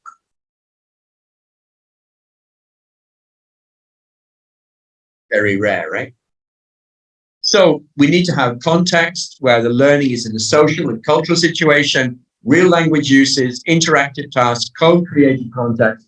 We need to engage the emotions, and we do that through lots of reading. We need to have quality language input, various meaningful contexts, engaging non-random input has to be systematically controlled at the beginning levels. We need to push and stretch the student, recycle the language, and we need to make sure we're building on previous knowledge. We need to avoid unnatural language. So things like these sentences we often see in course books, but we see these types of sentences. For example, the president asked his secretary to make a copy of the letter to put in the files. The secretary thought that making copies for her boss was not her job. This is terrible English. I don't think in the entire history of the English language, anybody actually said this. Nobody said that. That is an English language teaching sentence, right? It's not a real sentence. Much more natural will be something like, would you make a copy of the letter to put in the file, please? That's a natural sentence. First one isn't. Similarly, Down here, I don't think it's my job to make copies. That's a natural. So please, when we're having input, make sure that the input is natural, not just contrived language. So make sure we have good input. We need to develop the skills as well. All the 4 skills, we need to integrate them. We need to build fluency, automaticity, and we need to mirror real life situations, put students in a position where they need to use the language themselves. And lastly, we need to build autonomy. Learner-centeredness, individual differences are important. Why? Well, what's your main goal as a teacher? What's your main goal as a student? What's a teacher's goal? All teachers have one single goal. You're teaching history or science or math or teaching people to drive the car, teaching computers. All teaching has one single goal. Anybody know what it is? What's the goal of teaching? The goal of teaching is to make yourself unemployed. Think about it. The goal of teaching is to make yourself unemployed. Your job as a teacher is to take the students to a place they don't need you anymore. So they are independent of you, independent of course books, independent of dictionaries. John Nathan doesn't need language teachers anymore. He's fine. He can function as a language learner independently. If he meets new grammar or new vocabulary he doesn't know, he knows what to do. He doesn't need language teaching anymore. So my job as a teacher, your job as a student is to make yourself independent. Right? Autonomy, right? So a teacher's job is to make herself unemployed. And it doesn't matter if you're teaching English, math, science, same idea. Teaching people to drive. Yeah, we need to teach people that. So we need to have personal choice and we need to be able to throw away our dictionaries eventually. Yeah. We need to meet students' goals as well. Okay. And internalize the language. So these are the various principles, the 7 principles. We need to attention to form, time on task, develop connections, socialize, quality language loose, and so on and so on. Lots of these we need to do. And critical thinking skills is probably one we need to add to that. So the problem using the bookstore theory is that reading and listening is testing. A lot of textbooks, we have short passages. We only have 300 words or so in a book. Words are not met enough times, will not be repeated, they will not be learned forever. Very few examples of grammar patterns. The reading is slow and intentional and therefore going to be potentially painful. And the thing about using a course book is every student reads the same material at the same pace with the same teacher, and everything is the same for everyone.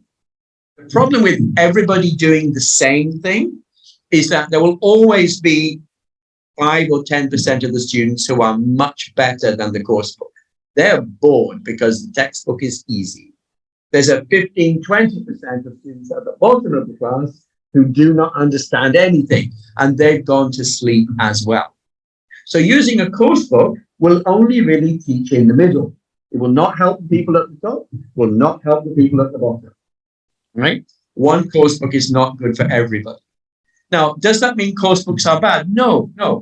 Course books used well can be fine, but they are limited in what they can do. So we have to make sure we personalize and that we make sure that the students are getting language input and output at their level. So let's then look at our balanced curricula. How do these principles of language learning fit the balanced curriculum? Well, attention to form is going to be clearly a language-focused task. Building autonomy and building independence is clearly going to do through lots of meaning-focused speaking, reading, writing, and so on, yeah? Building connections between words and grammar, again, will be done through meaning-focused input. Checking understanding through tests will be a language focus input. Fluency development, again, is down in meaning focused input and output. Skill development, actually learning how to read, to speak, to and so on. Actually practicing these skills is down the bottom. Time on task, also, the amount of time you need cannot be done only from course books. The socialization and the quality language learning are also done here. So you can see that of the 7 principles, only 2 are in the language focus area. All the rest of those skills are developed with meaning focused input and output. Unfortunately, in Thailand and most other places, this meaning focused input and output is missing too much of the time. So this is how they fit together. Whoops. This is how they fit together, right? So language focused learning is at the top and meaning focused learning is at the bottom. So we can see down here what things need to be done. However, if you notice here, we have newspapers, websites, YouTube, movies, podcasts, and radio, right? Language, this is meaning focused input. However, can students read and listen smoothly? So students, can you read Time magazine smoothly? No. Can you read Harry Potter without a dictionary? No. Can you watch movies on YouTube without a dictionary? No. Right? So, a lot of these things, like newspapers and websites and YouTube and movies, is not meaning-focused input for many students. It's actually language-focused input. If you're watching and you need a dictionary, if you're reading Harry Potter and you need a dictionary, if you're reading Time magazine, you need a dictionary, that's language-focused learning. That's not meaning-focused learning. So be careful. Be careful. Okay? So this here is the missing piece of the puzzle. And that's extensive and extensively, which we will talk about in the next step. Please take about a 5-minute break.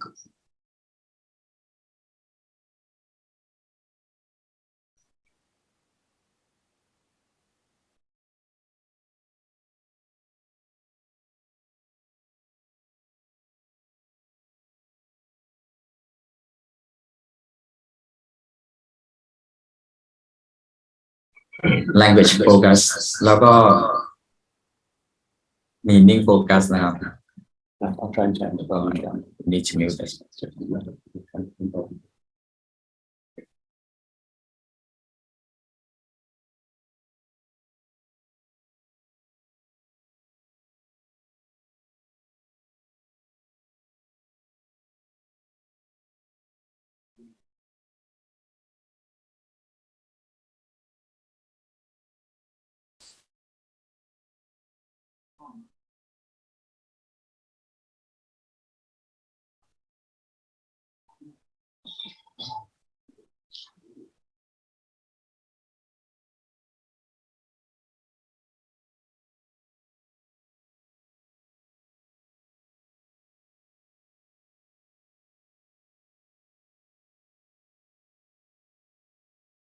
เพื่อจะให้ได้รับประโยชน์จากการอ่านภาษาอังกฤษเนี่ยนะครับมันควรจะอ่านได้อย่างลื่นไหลเข้าใจแล้วก็ที่สำคัญคืออ่านแล้วสนุกด้วยครับ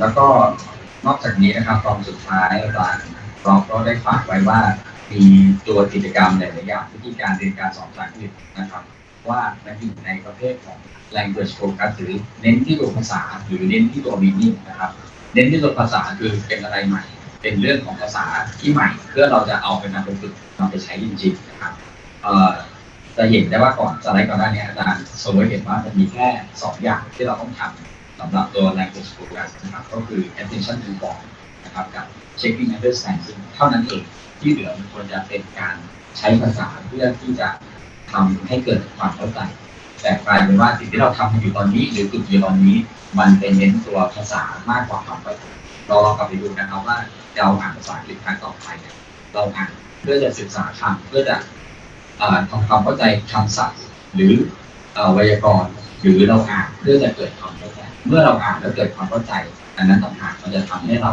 เกิดพัฒนาการทางภาษาแล้วก็สามารถพัฒนาต่อไปได้แล้วก็หาความรู้ต่อเนื่องจากการอ่าน Right, so we're going to take a break now. So last point I just want to make before we break is this framework here, this balanced curriculum framework, where we have focus on learning something new and focusing on practicing the skill. This is something that even very young children understand. So you can explain to them, for example, let's say like learning to play football. If you want to play football well, you need a coach, right? You need to do practice.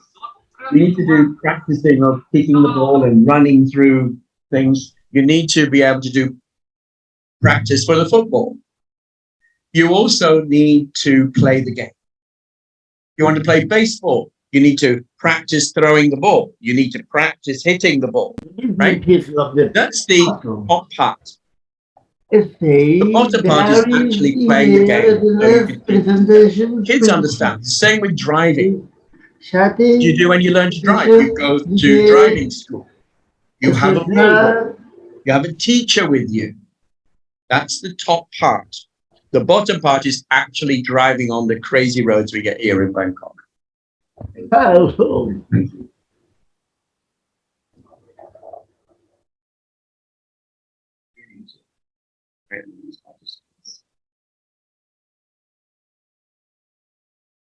Oh.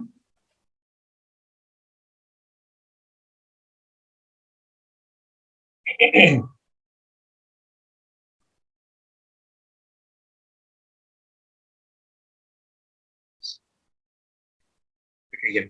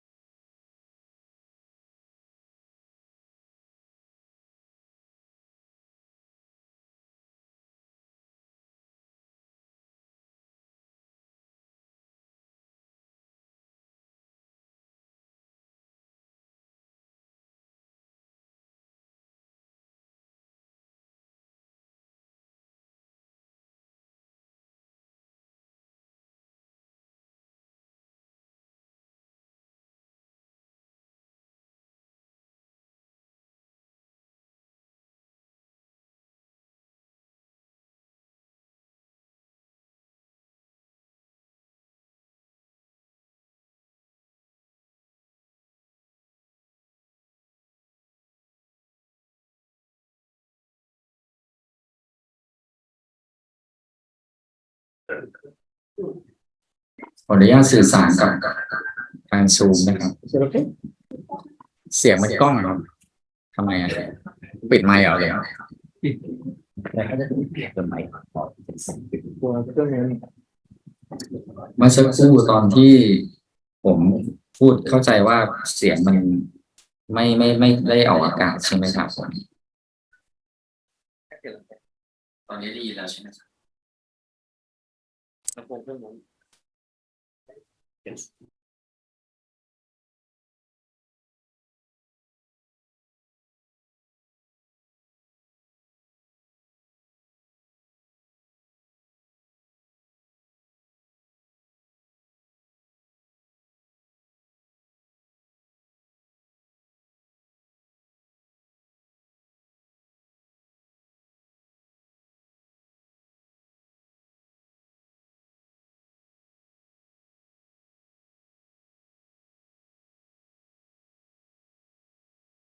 เดี๋ยวผมจะไปฟังจาก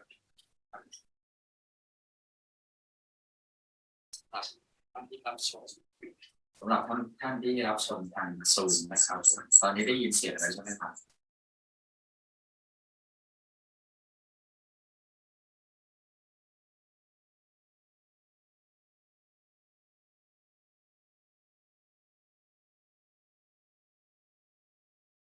เมื่อสักครู่ตอนที่สรุปเป็นภาษาไทยคือเสียงมันหายใช่ไหมครับตอนนี้ได้ยินแล้วใช่ไหมครับโอเคครับงั้นสรุปให้อีกหนึ่งครั้งนะครับอาจารย์ตอนนี้ได้ยินหรือยังครับ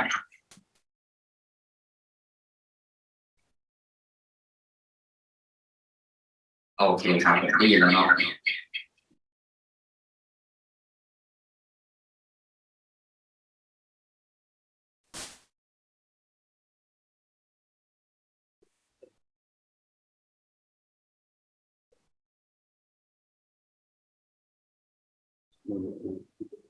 โอเคครับสรุปให้อีกครั้งหนึ่งนะครับก็คืออาจารย์ได้พูดถึงตัวทฤษฎีนะครับในการมีเสียงซ่อมที่เสียงแก้เนี่ย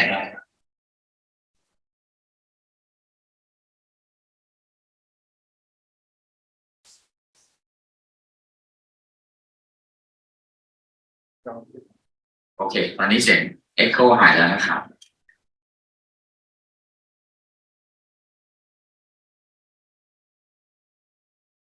สรุปตัวทฤษฎีเกี่ยวกับการเรียนภาษาต่างประเทศนะครับถ้าจำสไลด์ที่แยกเป็น4ช่องได้นะครับก็คือจะเป็นสไลด์ที่พูดถึงlanguage focus กับ meaning focus นะครับ language focus ก็คือเหมือนที่เราสอนภาษาอังกฤษที่เราเห็นกันทั่วไปนะครับว่ามีประเด็นอะไรใหม่เป็นหัวข้ออะไรใหม่เป็นแกรมมาเป็นคำศัพท์ใหม่นะครับทีนี้สิ่งที่เราทำกันเยอะเนี่ยคือตัว language focus แต่ตอนท้ายๆที่อาจารย์ร็อกพูดเนี่ยจริงๆตัว language focus เนี่ยมีแค่ตัว2อย่างนะครับที่เราทำสำหรับตัว language focus ก็คือการสอนโดยเน้นตัวภาษาก็คือattention to form นะครับแล้วก็ checking understanding ที่เหลืออย่างอื่นเนี่ยก็คือการเรียนรู้ด้วยตัวเองการพัฒนาทักษะนะครับหรือการดูความเชื่อมโยงของตัวทั้งภาษาแล้วก็ตัวไวยากรณ์เนี่ยครับอยู่ใน meaning focus หมดเลยนะครับ meaning focus ก็จะเน้นว่าผู้เรียนทำความเข้าใจนะครับแล้วก็ถ้าเกิดเป็นการสื่อสารออกมาก็คือเป็นตัวภาษาไม่ว่าจะเป็นพูดหรือเขียนเนี่ยซึ่งผู้เรียนหรือผู้สื่อสารเนี่ยเป็นผู้เลือกคำสื่อสารออกมาเองนะครับนำสิ่งที่ได้เรียนรู้มาจาก language focus แล้วก็การเรียนรู้ผ่านการฟังการอ่านการใช้งานเนี่ยออกมาผลิตออกมาเป็นสิ่งที่สื่อสารออกมานะครับเมื่อกี้ผมยกตัวอย่างง่ายๆว่าการอ่านที่เราเจอกันส่วนใหญ่เนี่ยมันคือการอ่านแล้วหยุดแล้วแปลเนาะหรือเปิด dictionary นะครับซึ่งการอ่านแบบนี้เนี่ยจริงๆมันไม่ได้ช่วยให้เกิดการเรียนรู้ผ่านการอ่านแบบจริงจังมันไม่ใช่ meaning focus แต่เป็น language focus คือเรากำลังเรียนรู้ตัวภาษาตัวคำตัวไวยากรณ์ผ่านการอ่านอยู่นะครับการอ่านจริงๆมันควรจะลื่นไหลนะครับเข้าใจนะครับแล้วก็ที่สำคัญที่สุดคืออ่านแล้วเรา engage กับมันเราสนุกกับมันอันนั้นจะดีที่สุดนะครับสิ่งที่เกิดขึ้นอยู่ตอนนี้นะครับเราลองกลับไปสำรวจดูว่าเวลาเราอ่านภาษาอังกฤษเราอ่านแล้วหยุดอ่านแล้วแปลหรือว่าอ่านแล้วลื่นไหลไปได้เรื่อยๆนะครับเมื่อเราอ่านแล้วลื่นไหลไปได้เรื่อยๆครับมันก็จะทำให้เกิดพัฒนาการในขั้นต่อไปได้เราจะคิดวิเคราะห์อย่างที่อาจารย์บอกว่ามี7อย่างนะครับที่จะต้องนึกถึงเนาะเวลาที่นำทฤษฎีการเรียนภาษาต่างประเทศไปใช้นะครับอันสุดท้ายก็คือ autonomy ก็คือเน้นว่าผู้เรียนเนี่ยสามารถเรียนรู้ได้ด้วยตัวเองนะครับแล้วก็บวกอีกหนึ่งเข้าไปก็คือการcritical thinking นะครับการรู้จักคิดวิเคราะห์นะครับเมื่อกี้อาจารย์มีโค้ดอันหนึ่งสำคัญมากอาจารย์บอกว่าหน้าที่จริงๆของครูเนี่ยอยากให้นึกว่าให้สอนจนกระทั่งไม่มีอะไรจะสอนนะครับอาจารย์ใช้คำว่าสอนจนกระทั่งเรา unemployed ในบรรดาคุณครูทั้งหลายนะครับสอนจนกระทั่งอาชีพเราเนี่ยไม่จำเป็นละอาจารย์ก็ยกตัวอย่างว่าสมมติถ้าเราเรียนรู้อะไรได้ดีอย่างเช่นเรียนภาษาได้ดีเนี่ยเราไม่จำเป็นต้องมีครูมาสอนแล้วแต่เราสามารถจะเมื่อไปเจอคำศัพท์ใหม่ๆหรือไปเจอโครงสร้างไวยากรณ์ใหม่ๆเราก็จะสามารถมีวิธีการเรียนรู้ได้ด้วยตัวเองอันนั้นเป็นวัตถุประสงค์หลักของผู้เป็นของผู้สอนนะครับแล้วก็เดี๋ยวในเซสชันต่อไปอาจารย์ก็จะพูดถึงวิธีการทำการอ่านกว้างขวางนะครับพูดถึงก่อนว่ามันคืออะไรนะครับแล้วก็สามารถ practice การทำการอ่านอย่างกว้างขวางหรือ extensive reading ได้ยังไงนะครับถ้ามีคำถามก็ฝากเข้ามาในช่องแชทหรือแจ้งในห้องได้เลยนะครับผมครับ 5 minutes or 10 minutes at the end. Something like 10 minutes. I'll try and be quick. Okay. All right. So, shall we start again? Okay, let's start again.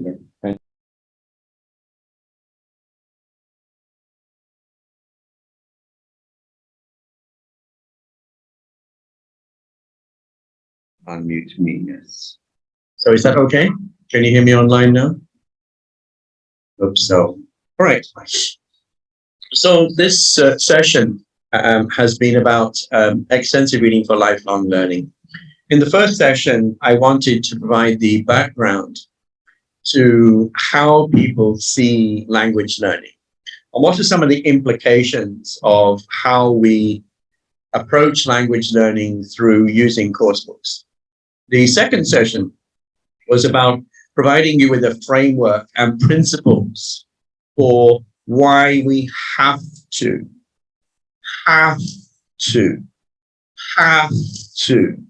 do extensive reading. Extensive reading is not an option.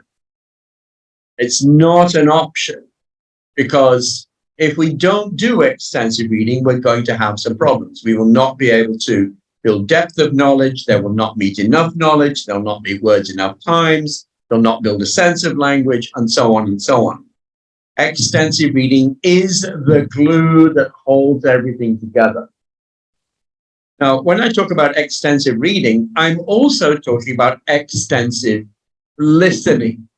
Everything that I've said about extensive reading applies to extensive listening too. Massive amounts of comprehended, enjoyable reading and listening. So let's look a little bit more carefully at what extensive reading is and what types of materials we should use. So what is extensive reading? This is extensive reading. This is extensive reading. This is extensive reading. This is extensive reading. I love this picture, isn't it great? This is extensive reading. This is extensive reading. This is extensive reading. This is extensive reading. Is this extensive reading? So what's the difference between this and that? This and that. Well, if you want to know if students are reading extensively or intensively, all you need to do is look at the hand. What are they holding? A story. What are they holding? Yeah. If they're doing pen work, it's study. So this is not extensive reading. This is probably intensive study reading. That's fine. Nothing wrong with this. We need to learn something. But let's not only do this. Yeah. So the big difference is what's holding in her hand. You're reading extensively. You're probably using a pen. Okay. So what's extensive reading? It's the fast, fluent reading of storybooks, not only like story like Harry Potter, but also non-fiction material. You can be reading about plants, you can be reading about bugs, you can be reading about Paris.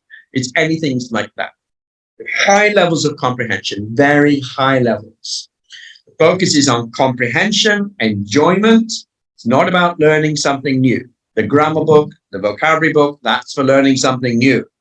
This is about deepening stuff you already know, but don't know well. It's about deepening already met language through massive exposure. We do it with graded readers or level readers. I'll come to talk about that in a minute. Extensive reading and intensive reading are sisters.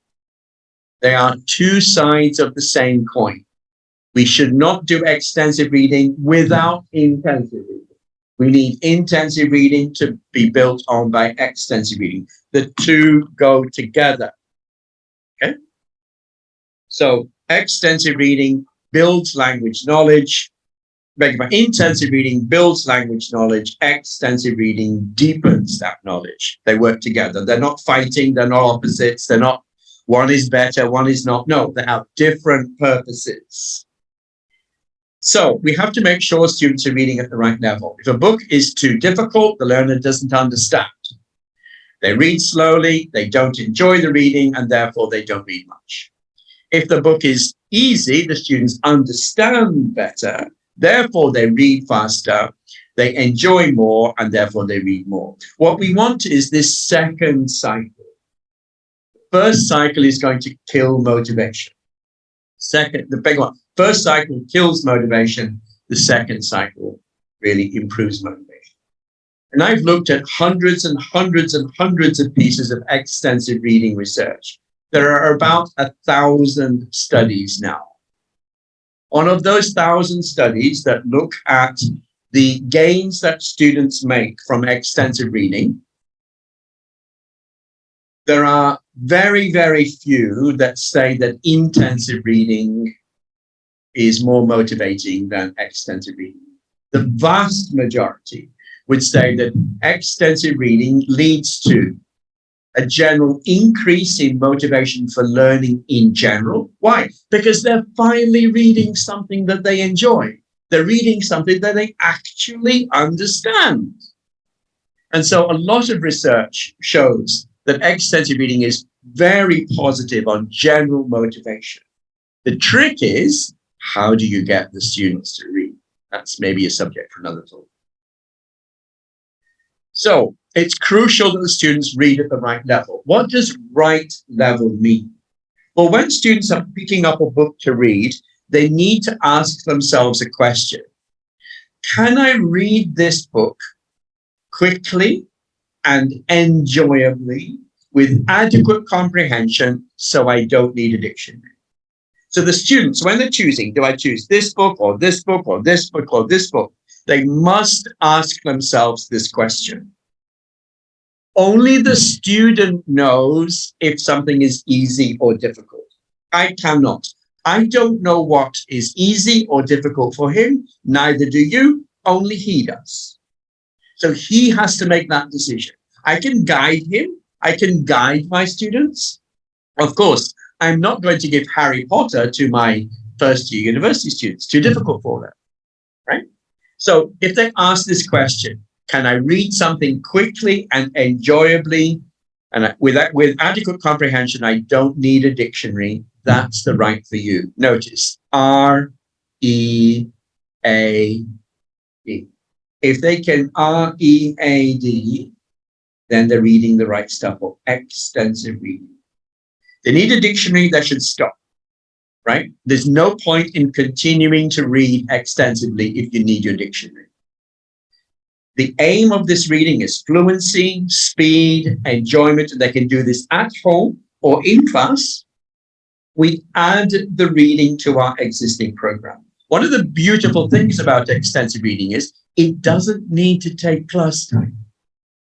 You ask the students to read. How much reading should they do?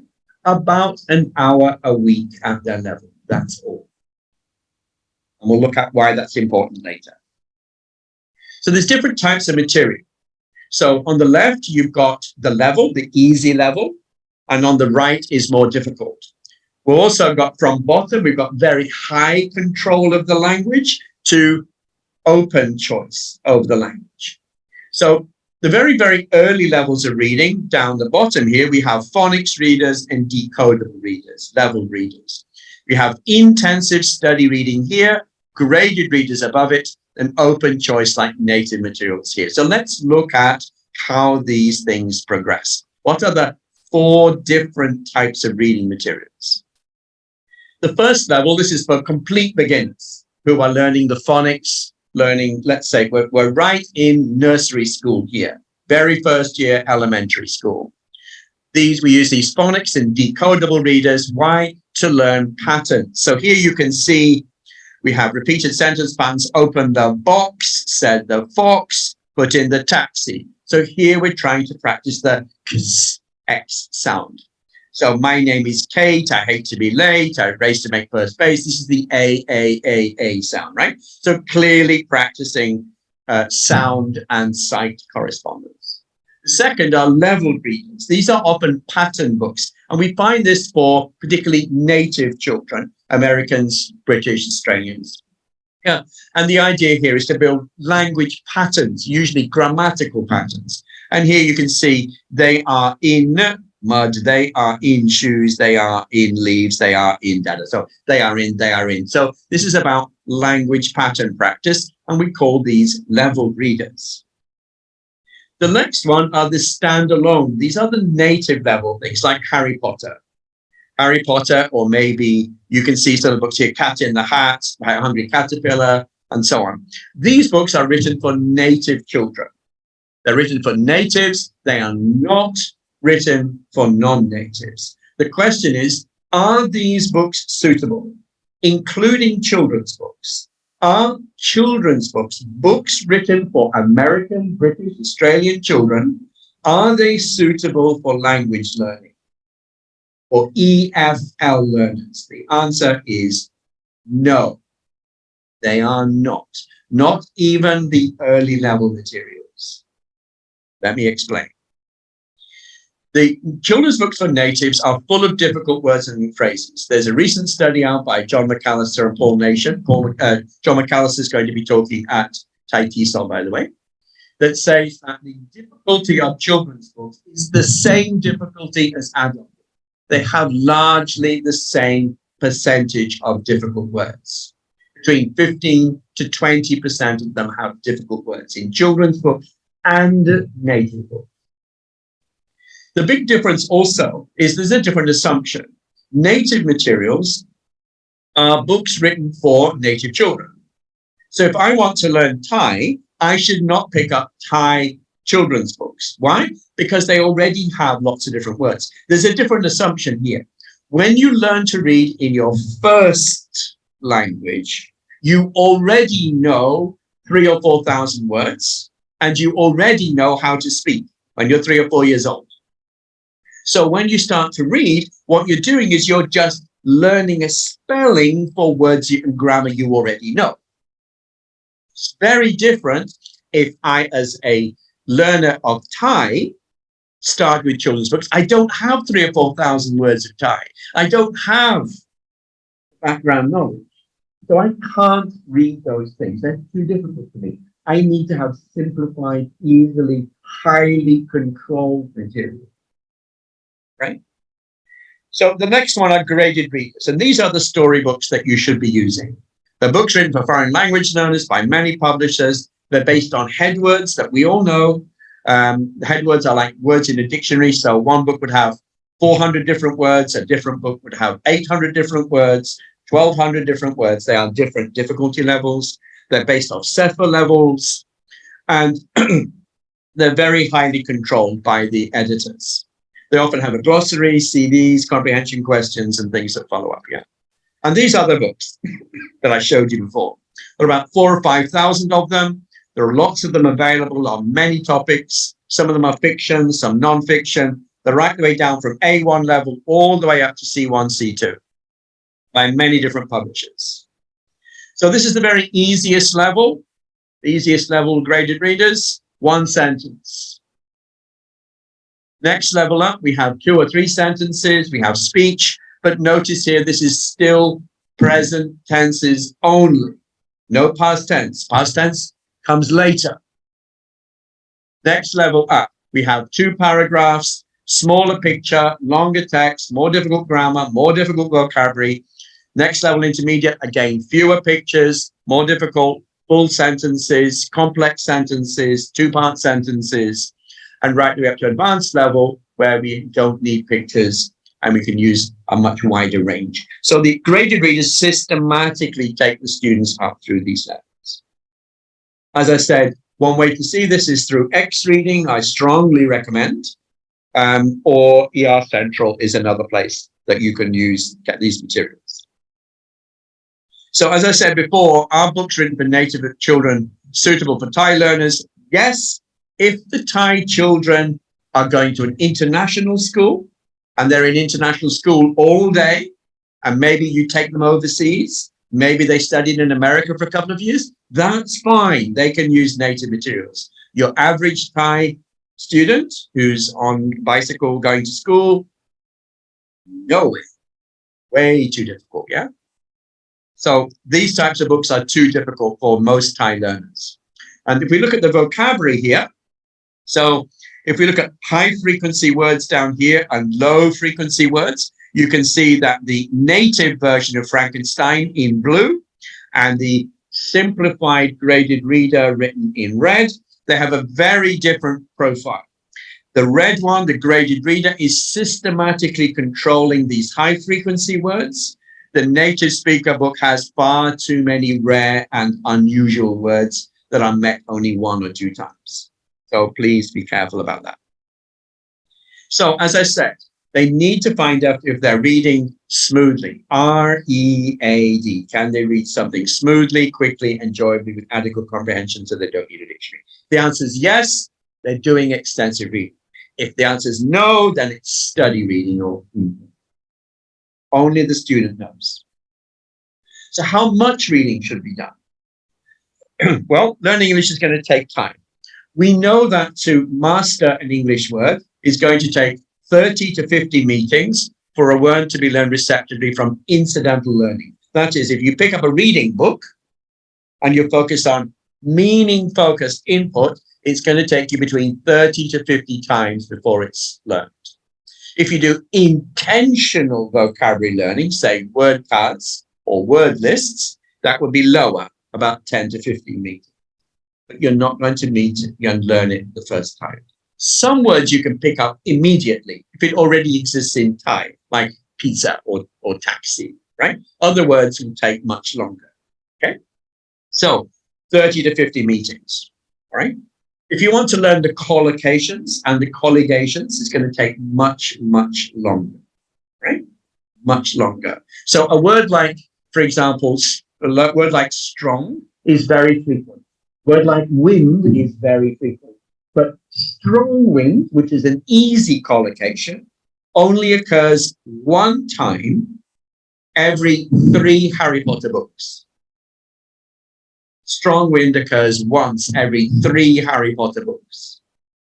It's not worth your teaching time. Most collocations are not worth your teaching time. They occur too infrequently. What we need to do is give students the reading, give them the input where they will pick them up themselves. Okay. But we know nothing at all about how long it takes to master and pick up the grammar. No idea whatsoever. Okay. In the whole history of language teaching, we still have no idea. Is it 500 times, 1,000 times we meet the past tense? No idea. It's a problem. So beginners need to read at minimum about 1 hour a week at their ability level. Why do I say minimum? Minimum here means to stop forgetting. That does not mean growth. That does not mean increase in knowledge. It means only stopping forgetting what they met in their course. If you want to increase their knowledge, they need at least double. Intermediate's the same, about 1 hour a week. Beginning level books are short. They meet high frequency words again and again and again quickly. Intermediate level students will have longer books, and therefore they will meet the middle frequency words, right? When you get to the advanced level, you need to massively increase the amount of reading that you do. So when you're at, for example, a good university like Kasetsart, they should be doing at least 2 to 3 hours a week to maintain English, not increase, not develop your English, maintain what they have been meeting in their course books. If you want them to increase, it has to be 5 or 6. English language students, people who want to be teachers, should be at least an hour or 2 hours a day will meet those 5 million words. That is the mathematics of language. And all of you who've been teachers for a long time, you know how many of your 4th year students reach advanced level. Not that many. Why? Typically because the students don't get enough. And input is the key. It's a constant fight between new language and forgetting. And if you already know a lot of words, if you're at beginning level, it's easy to find words you don't know. When you get to the intermediate level, you have to read more to find words you don't know. When you get to the advanced level, you have to wait even longer to find things you don't know, which means your reading has to go up so much faster. That's why most students top out at intermediate level. They don't put time in. So if we look at this, we look at the vocabulary here. Let me just explain. So I looked at the vocabulary and coursebook series that I wrote in Mexico some years ago. And you can see here that there are 3,275 different words in 5 coursebooks. This is a big coursebook series. 523 of these words were met more than 50 times. This means those words are probably going to be known. There are another 210 and another 229 words which were met more than 20 times. So that's a total of 900 words were met more than 20 times in the 5 course books over 3 years. Those words are probably known by the end of the course. But there's another 900 words which are met between 5 to 19 times. Hardly known, not really known. But there's 1,261. 40% of the words are guaranteed to be forgotten because they're only met between 1 to 4 times. That's the nature of course books. Okay. Now, what happens if we add graded reading to this? What happens if we add extra reading? If they do 1 book a week, what happens is things radically change. What happens is this partly known vocabulary moves to the known category because they're meeting more words now. Those words are starting to move across. The unknown words are now moving to the partly known. If we then add 2 books a week, what happens again? Again, what's happening here? Those words that were partly known before now become known. So you can see a difference from 1 hour a week, or a little bit more than 1 hour a week. The students effectively are doubling their vocabulary. 1 hour or an hour and a half of reading a week will double your vocabulary. That is a fantastic investment of your time. Much better than spending yet another hour doing a grammar test. Yeah. So they need a massive amounts of language. So how long will it take students to read 2 million words? Well, if you want students to read 2 million words, it's going to take them, if they read 2 minutes a day, it's going to take them 20.7 years to read 2.2 million words if they read 2 minutes a day. 5 minutes a day is going to take them 8 years, 10 minutes, 4 years, 15 minutes, 2 years. 20 minutes a day will take them 2 years to meet 2 million words. Why 2 million? Well, remember I said 5 million before? That 2 million is only based on a corpus count. It does not include multiple meaning sentences, does not include collocations, lexical phrases, multiple word units, does not include phrasal verbs, does not include idioms, metaphors. At least. So students need to be spending at least 40 minutes a day to be able to get to advanced level.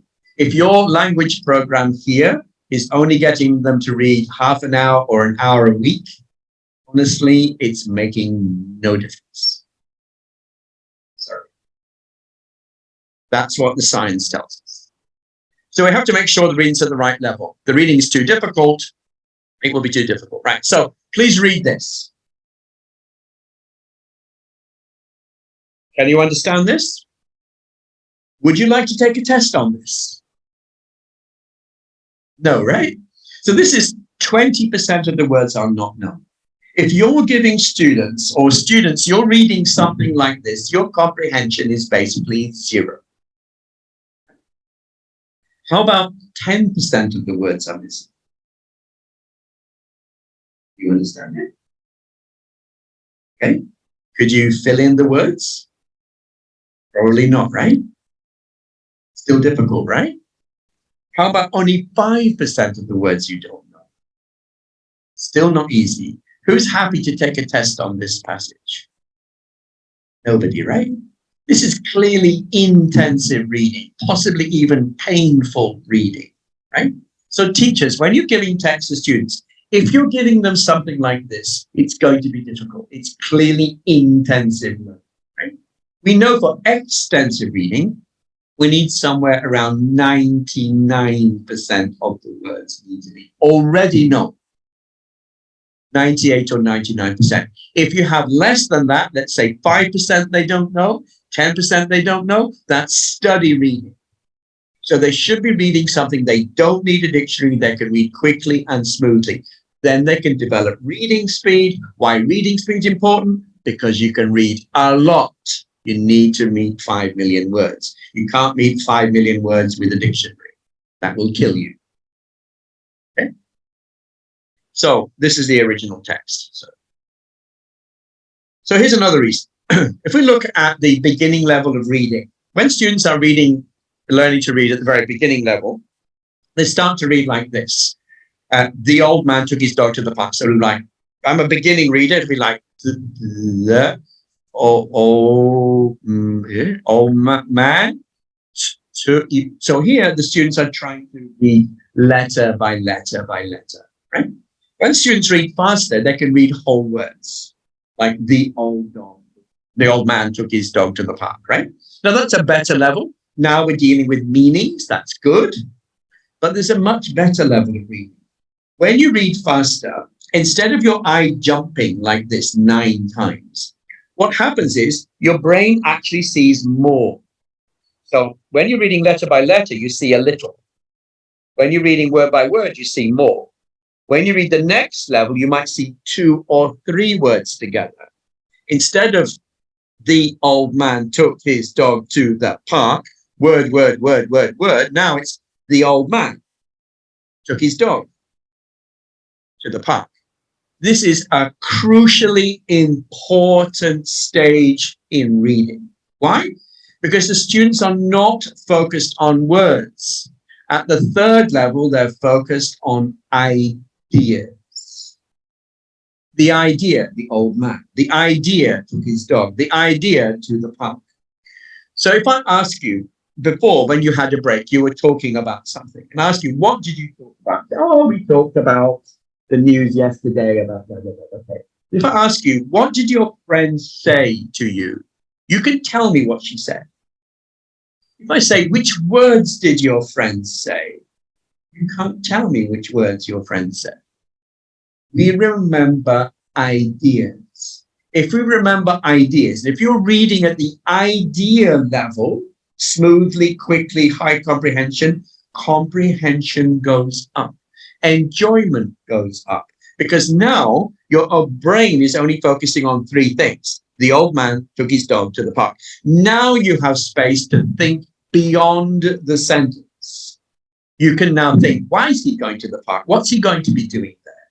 You have space in memory to think about other aspects of the reading, particularly the inference questions. Very often on tests, we have questions like, what did the man infer when he said da da? And that's an inference question. That's a question that's beyond the text. If you're reading too slowly at the letter by letter, word by word by word level, you can't think beyond the text because you're stuck at that letter level. That's why students don't do too well on TOEIC tests and TOEFL tests. They can't answer the inference questions because they're stuck at the letter by letter reading. They're not at the idea level of reading. So, I'll give you another example. Please read this. Right? So here you can see you're doing letter by letter by letter reading, right? It's really, really difficult to read that, yeah? Right? Comprehension basically 0. Now, if you read it again and again and again and again, you build your fluency, right? So this is an example of that, yeah? So there are 3 levels of reading. I got about maybe 1 or 2 more minutes. Is that okay? No problem? Another hour, okay? Okay. So 2 hours, okay. So there's 3 levels of reading. The first level is the objective level. So when you're reading, this is the literal level. So questions from the teacher may be things like who, what, why, where, and when. So this is a story about Red Riding Hood. And at the very bottom, it's got where is she going? Who did she meet? What happened to Grandma? The WH questions. This is the literal level, the literal letter by letter reading level. The next level is the inference level or the interpretive level. This is where comprehension questions change. It's not about who, why, where, when. It's things like, will something happen? What will happen next? Why did see? Now you have to think about your ideas. You're thinking beyond the text, right? Sorry, we're going quickly on. This is where you make inferences, you're accessing previous knowledge. The third level is the evaluative level, applied reading, where we're thinking about analyzing intentions, motivations, synthesizing knowledge, which is deciding if something is fact or opinion, and again, assessment is subjective. Was it right for the mother to send her daughter to the dangerous woods, right? So this is a different level of comprehension we're dealing with beyond the text. So there's 3 levels of comprehension. So what would you say, having listened to my talk today, what would you say if somebody said these things? They'd say, you say, extensive reading is a nice idea.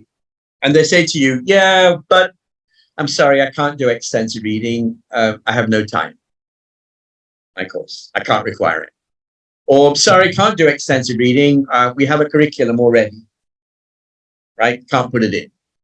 Sorry, can't do extensive reading. I like the idea. I understand what you're saying, Dr. Waring, but sorry, we've got to do tests. We've got to do grammar. We've got to do something else. Sorry. The books you showed me, those books you showed me, they're too easy for my students. My students are advanced level. Why do you want them to get them to read these easy books? I don't understand. Why? You're insulting my students with such easy material. They should be reading Harry Potter. They should be reading James Joyce. How would you reply to it? What would I say? They'd say, nice idea, no time in my course, we can't require it. Okay, fine. Don't do the reading. My question is, where are your students going to get those 5 million words? How are they going to develop those connections? How are they going to develop a sense of knowledge? How are we going to build independent reading? How are we going to develop autonomy? Where's that coming from? If you don't do this reading, how is it going to happen? What's your plan to build those things? Because if it's optional, if we say we can't do it, oh, look, here's some books, read it if you wish. The problem making this reading optional is, what are the students going to do? They're going to opt out. Of course. They will opt out. If we don't make the reading required, what are they going to do? Of course, they're busy. They've got boyfriends. They've got part-time jobs. They've got their smartphones to think about. Of course, they're not going to read. Of course. That's why we have to require it.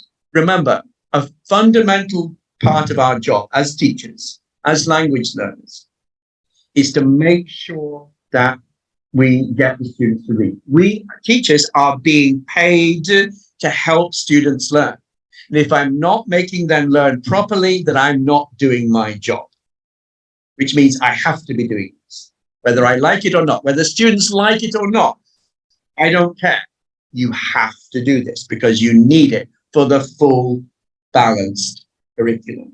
Now, I want to make you enjoy it. I want you to have good materials. But even if they don't like it, sorry, you've still got to do it because that's my job as a teacher. Have to make sure you actually do this. That's my responsibility. So you might say, sorry, we have to go through our curriculum. Speak to your course designer. Speak to the head of department. Speak to the dean. Get them to change things if necessary.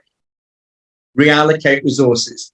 Fewer grammar classes, more reading classes, for example. Instead of having money for a party, let's go and buy some books. We have to prepare students for a test. There's a lot of evidence to show that students who do extensive reading do better on tests. Why? Because they can do the inference questions, because they can read more quickly. They can actually finish the test. Many students don't do well because they can't finish the test. They can't read fast enough. The books are easy and childish. They're not learning anything. Easy is good because it builds connections, builds autonomy. and native materials, as I said before, are often too. Thank you for your time.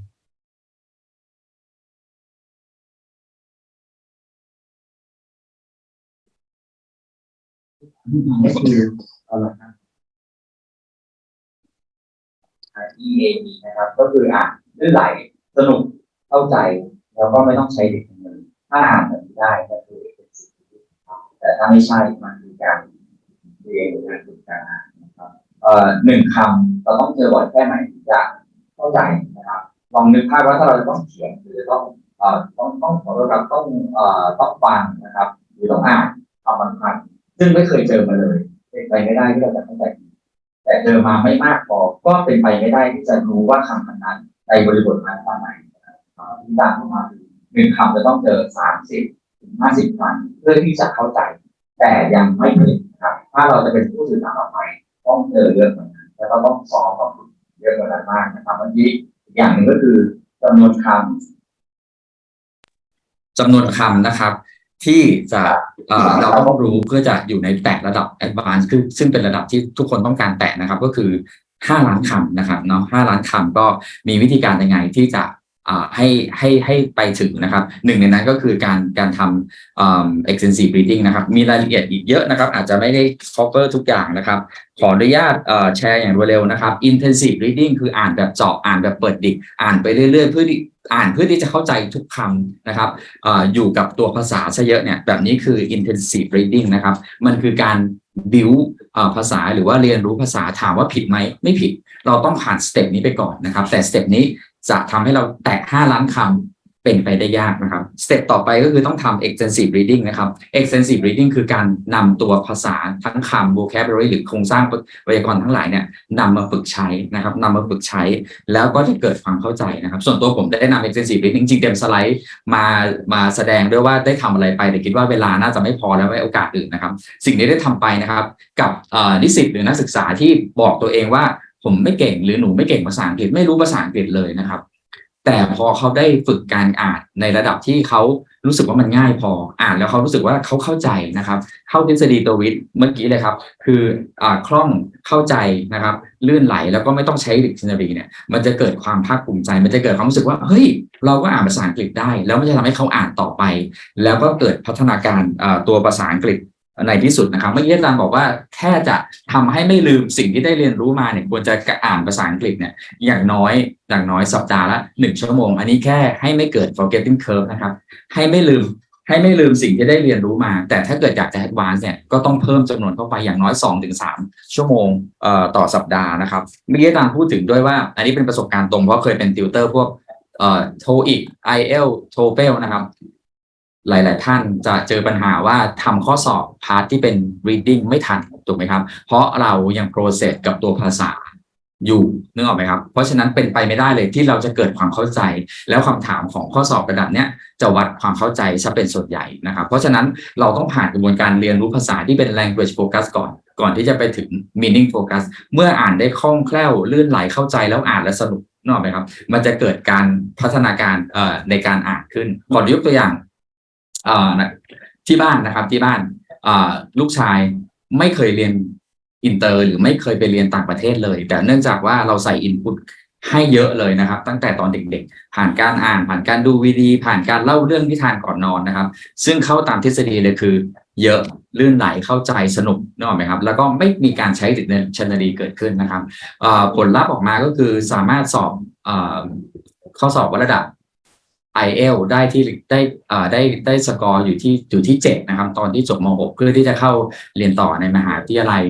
ซึ่งเป็นหลักสูตรที่เพื่อนๆส่วนใหญ่จะจบโรงเรียนอินเตอร์มาเพราะฉะนั้นเมื่อกี้อาจารย์บอกว่าเรียนภาษาให้ดีที่สุดคือบินไปเรียนที่ต่างประเทศหรือว่าไปอยู่กับชาวต่างชาติแวดล้อมไปด้วยผู้ที่ใช้ภาษานั้นแต่ผมก็มีหลักฐานยืนยันจากอันนี้ครับว่ามันทำได้โดยที่ไม่จำเป็นต้องลงทุนไปต่างประเทศก็ทำได้เหมือนกันแต่ถามว่าไปต่างประเทศด้วยดีไหมก็จะยิ่งเป็นการดีนะครับแต่ถามว่าทำได้ไหมสามารถทำได้นะครับขออนุญาตเสริมนิดนึงนะครับจากงานของตัวเองเนี่ยจะมี3อย่างที่นักเรียนไทยแล้วก็อาเซียนนักเรียนที่เรียนภาษาอังกฤษเป็นภาษาต่างประเทศเนี่ยกลัวนะครับก็คือหรือเกิดความวิตกกังวลนะครับคือ การความกังวลในการสื่อสารหรือ communication anxiety นะครับแล้วก็มี test anxiety คือเกิดความกังวลเมื่อจะต้องทำข้อสอบนะครับแล้วก็อย่างที่3คือเกิดความกังวลเมื่อได้รับการประเมินแบบที่ตัวเองไม่ชอบหรือว่าแบบค่อนข้างลบนะครับซึ่งตรงนี้ก็ฝากถึงคุณครูนะครับว่าบางทีการเรียนหรือการสอนภาษาเนี่ยอาจจะไม่ต้องเทสทุกอย่างนะครับหรือว่า evaluation ที่ให้ไปขอให้เป็นลักษณะการให้กำลังใจผู้ที่เป็นผู้เรียนนะครับแล้วมันจะย้อนกลับมาที่ข้อ1ว่าเขาก็จะไม่เกิดความวิตกกังวลในการสื่อสารนะครับขออนุญาตแชร์สไลด์หน้าเดียวนะครับอันนี้แชร์ได้เลยใช่ไหมครับพี่เทียน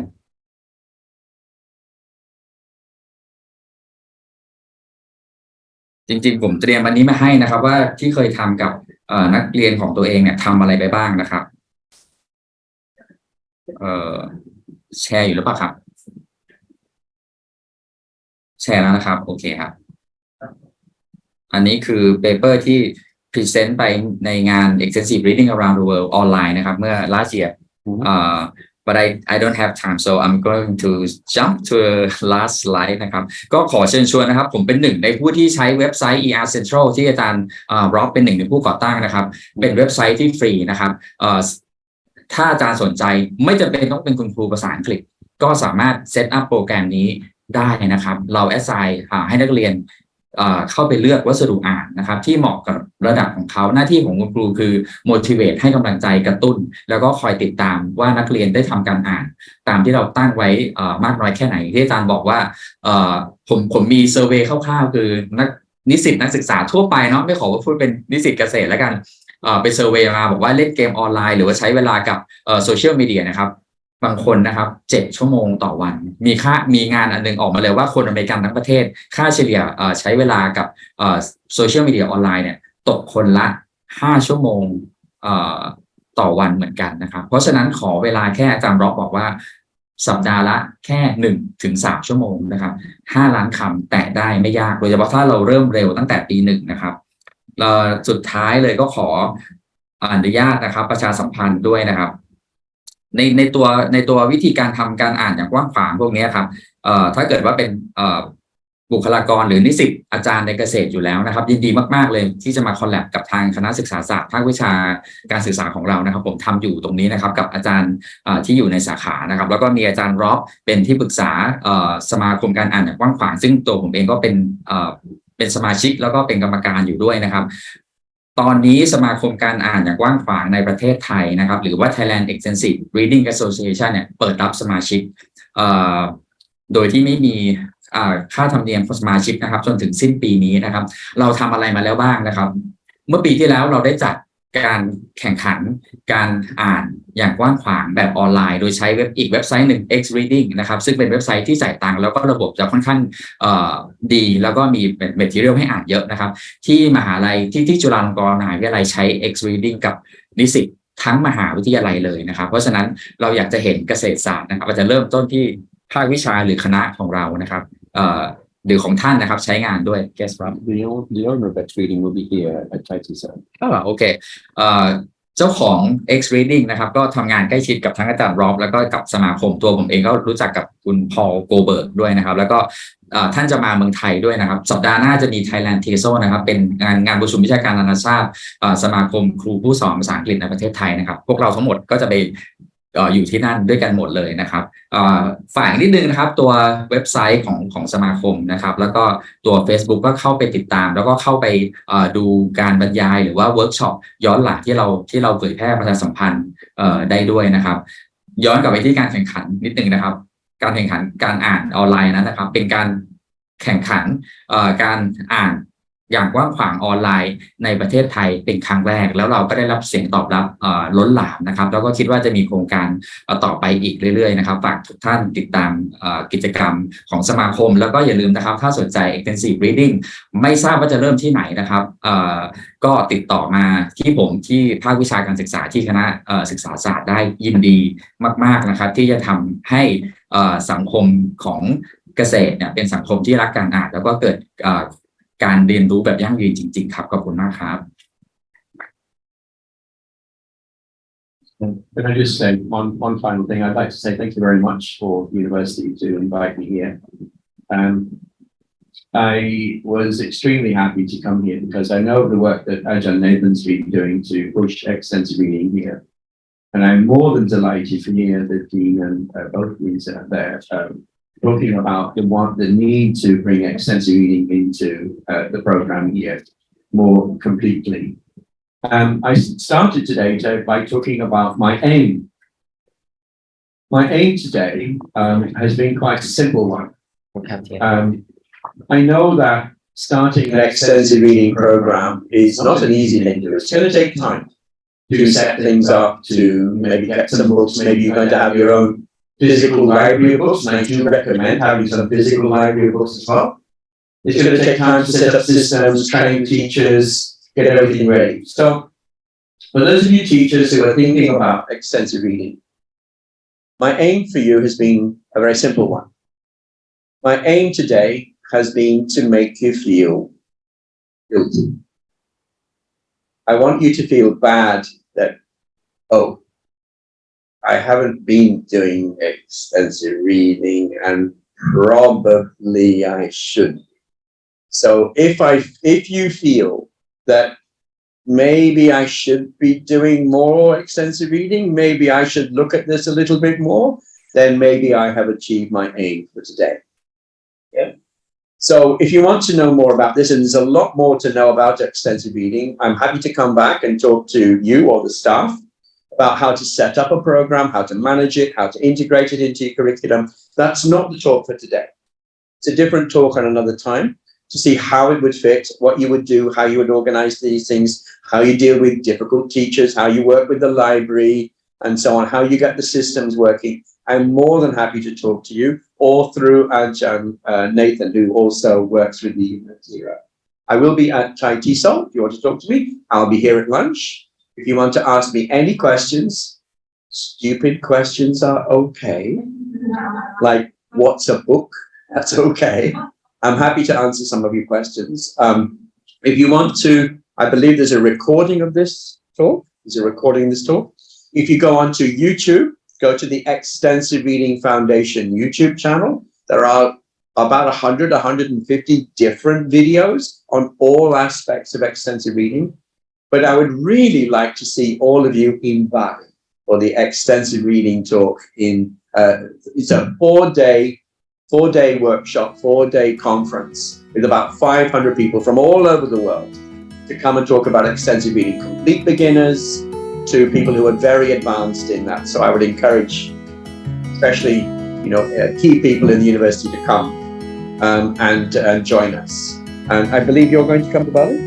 I hope so. That's a yes. That's a yes. I'll see you there. All right. Thank you very much for your time today.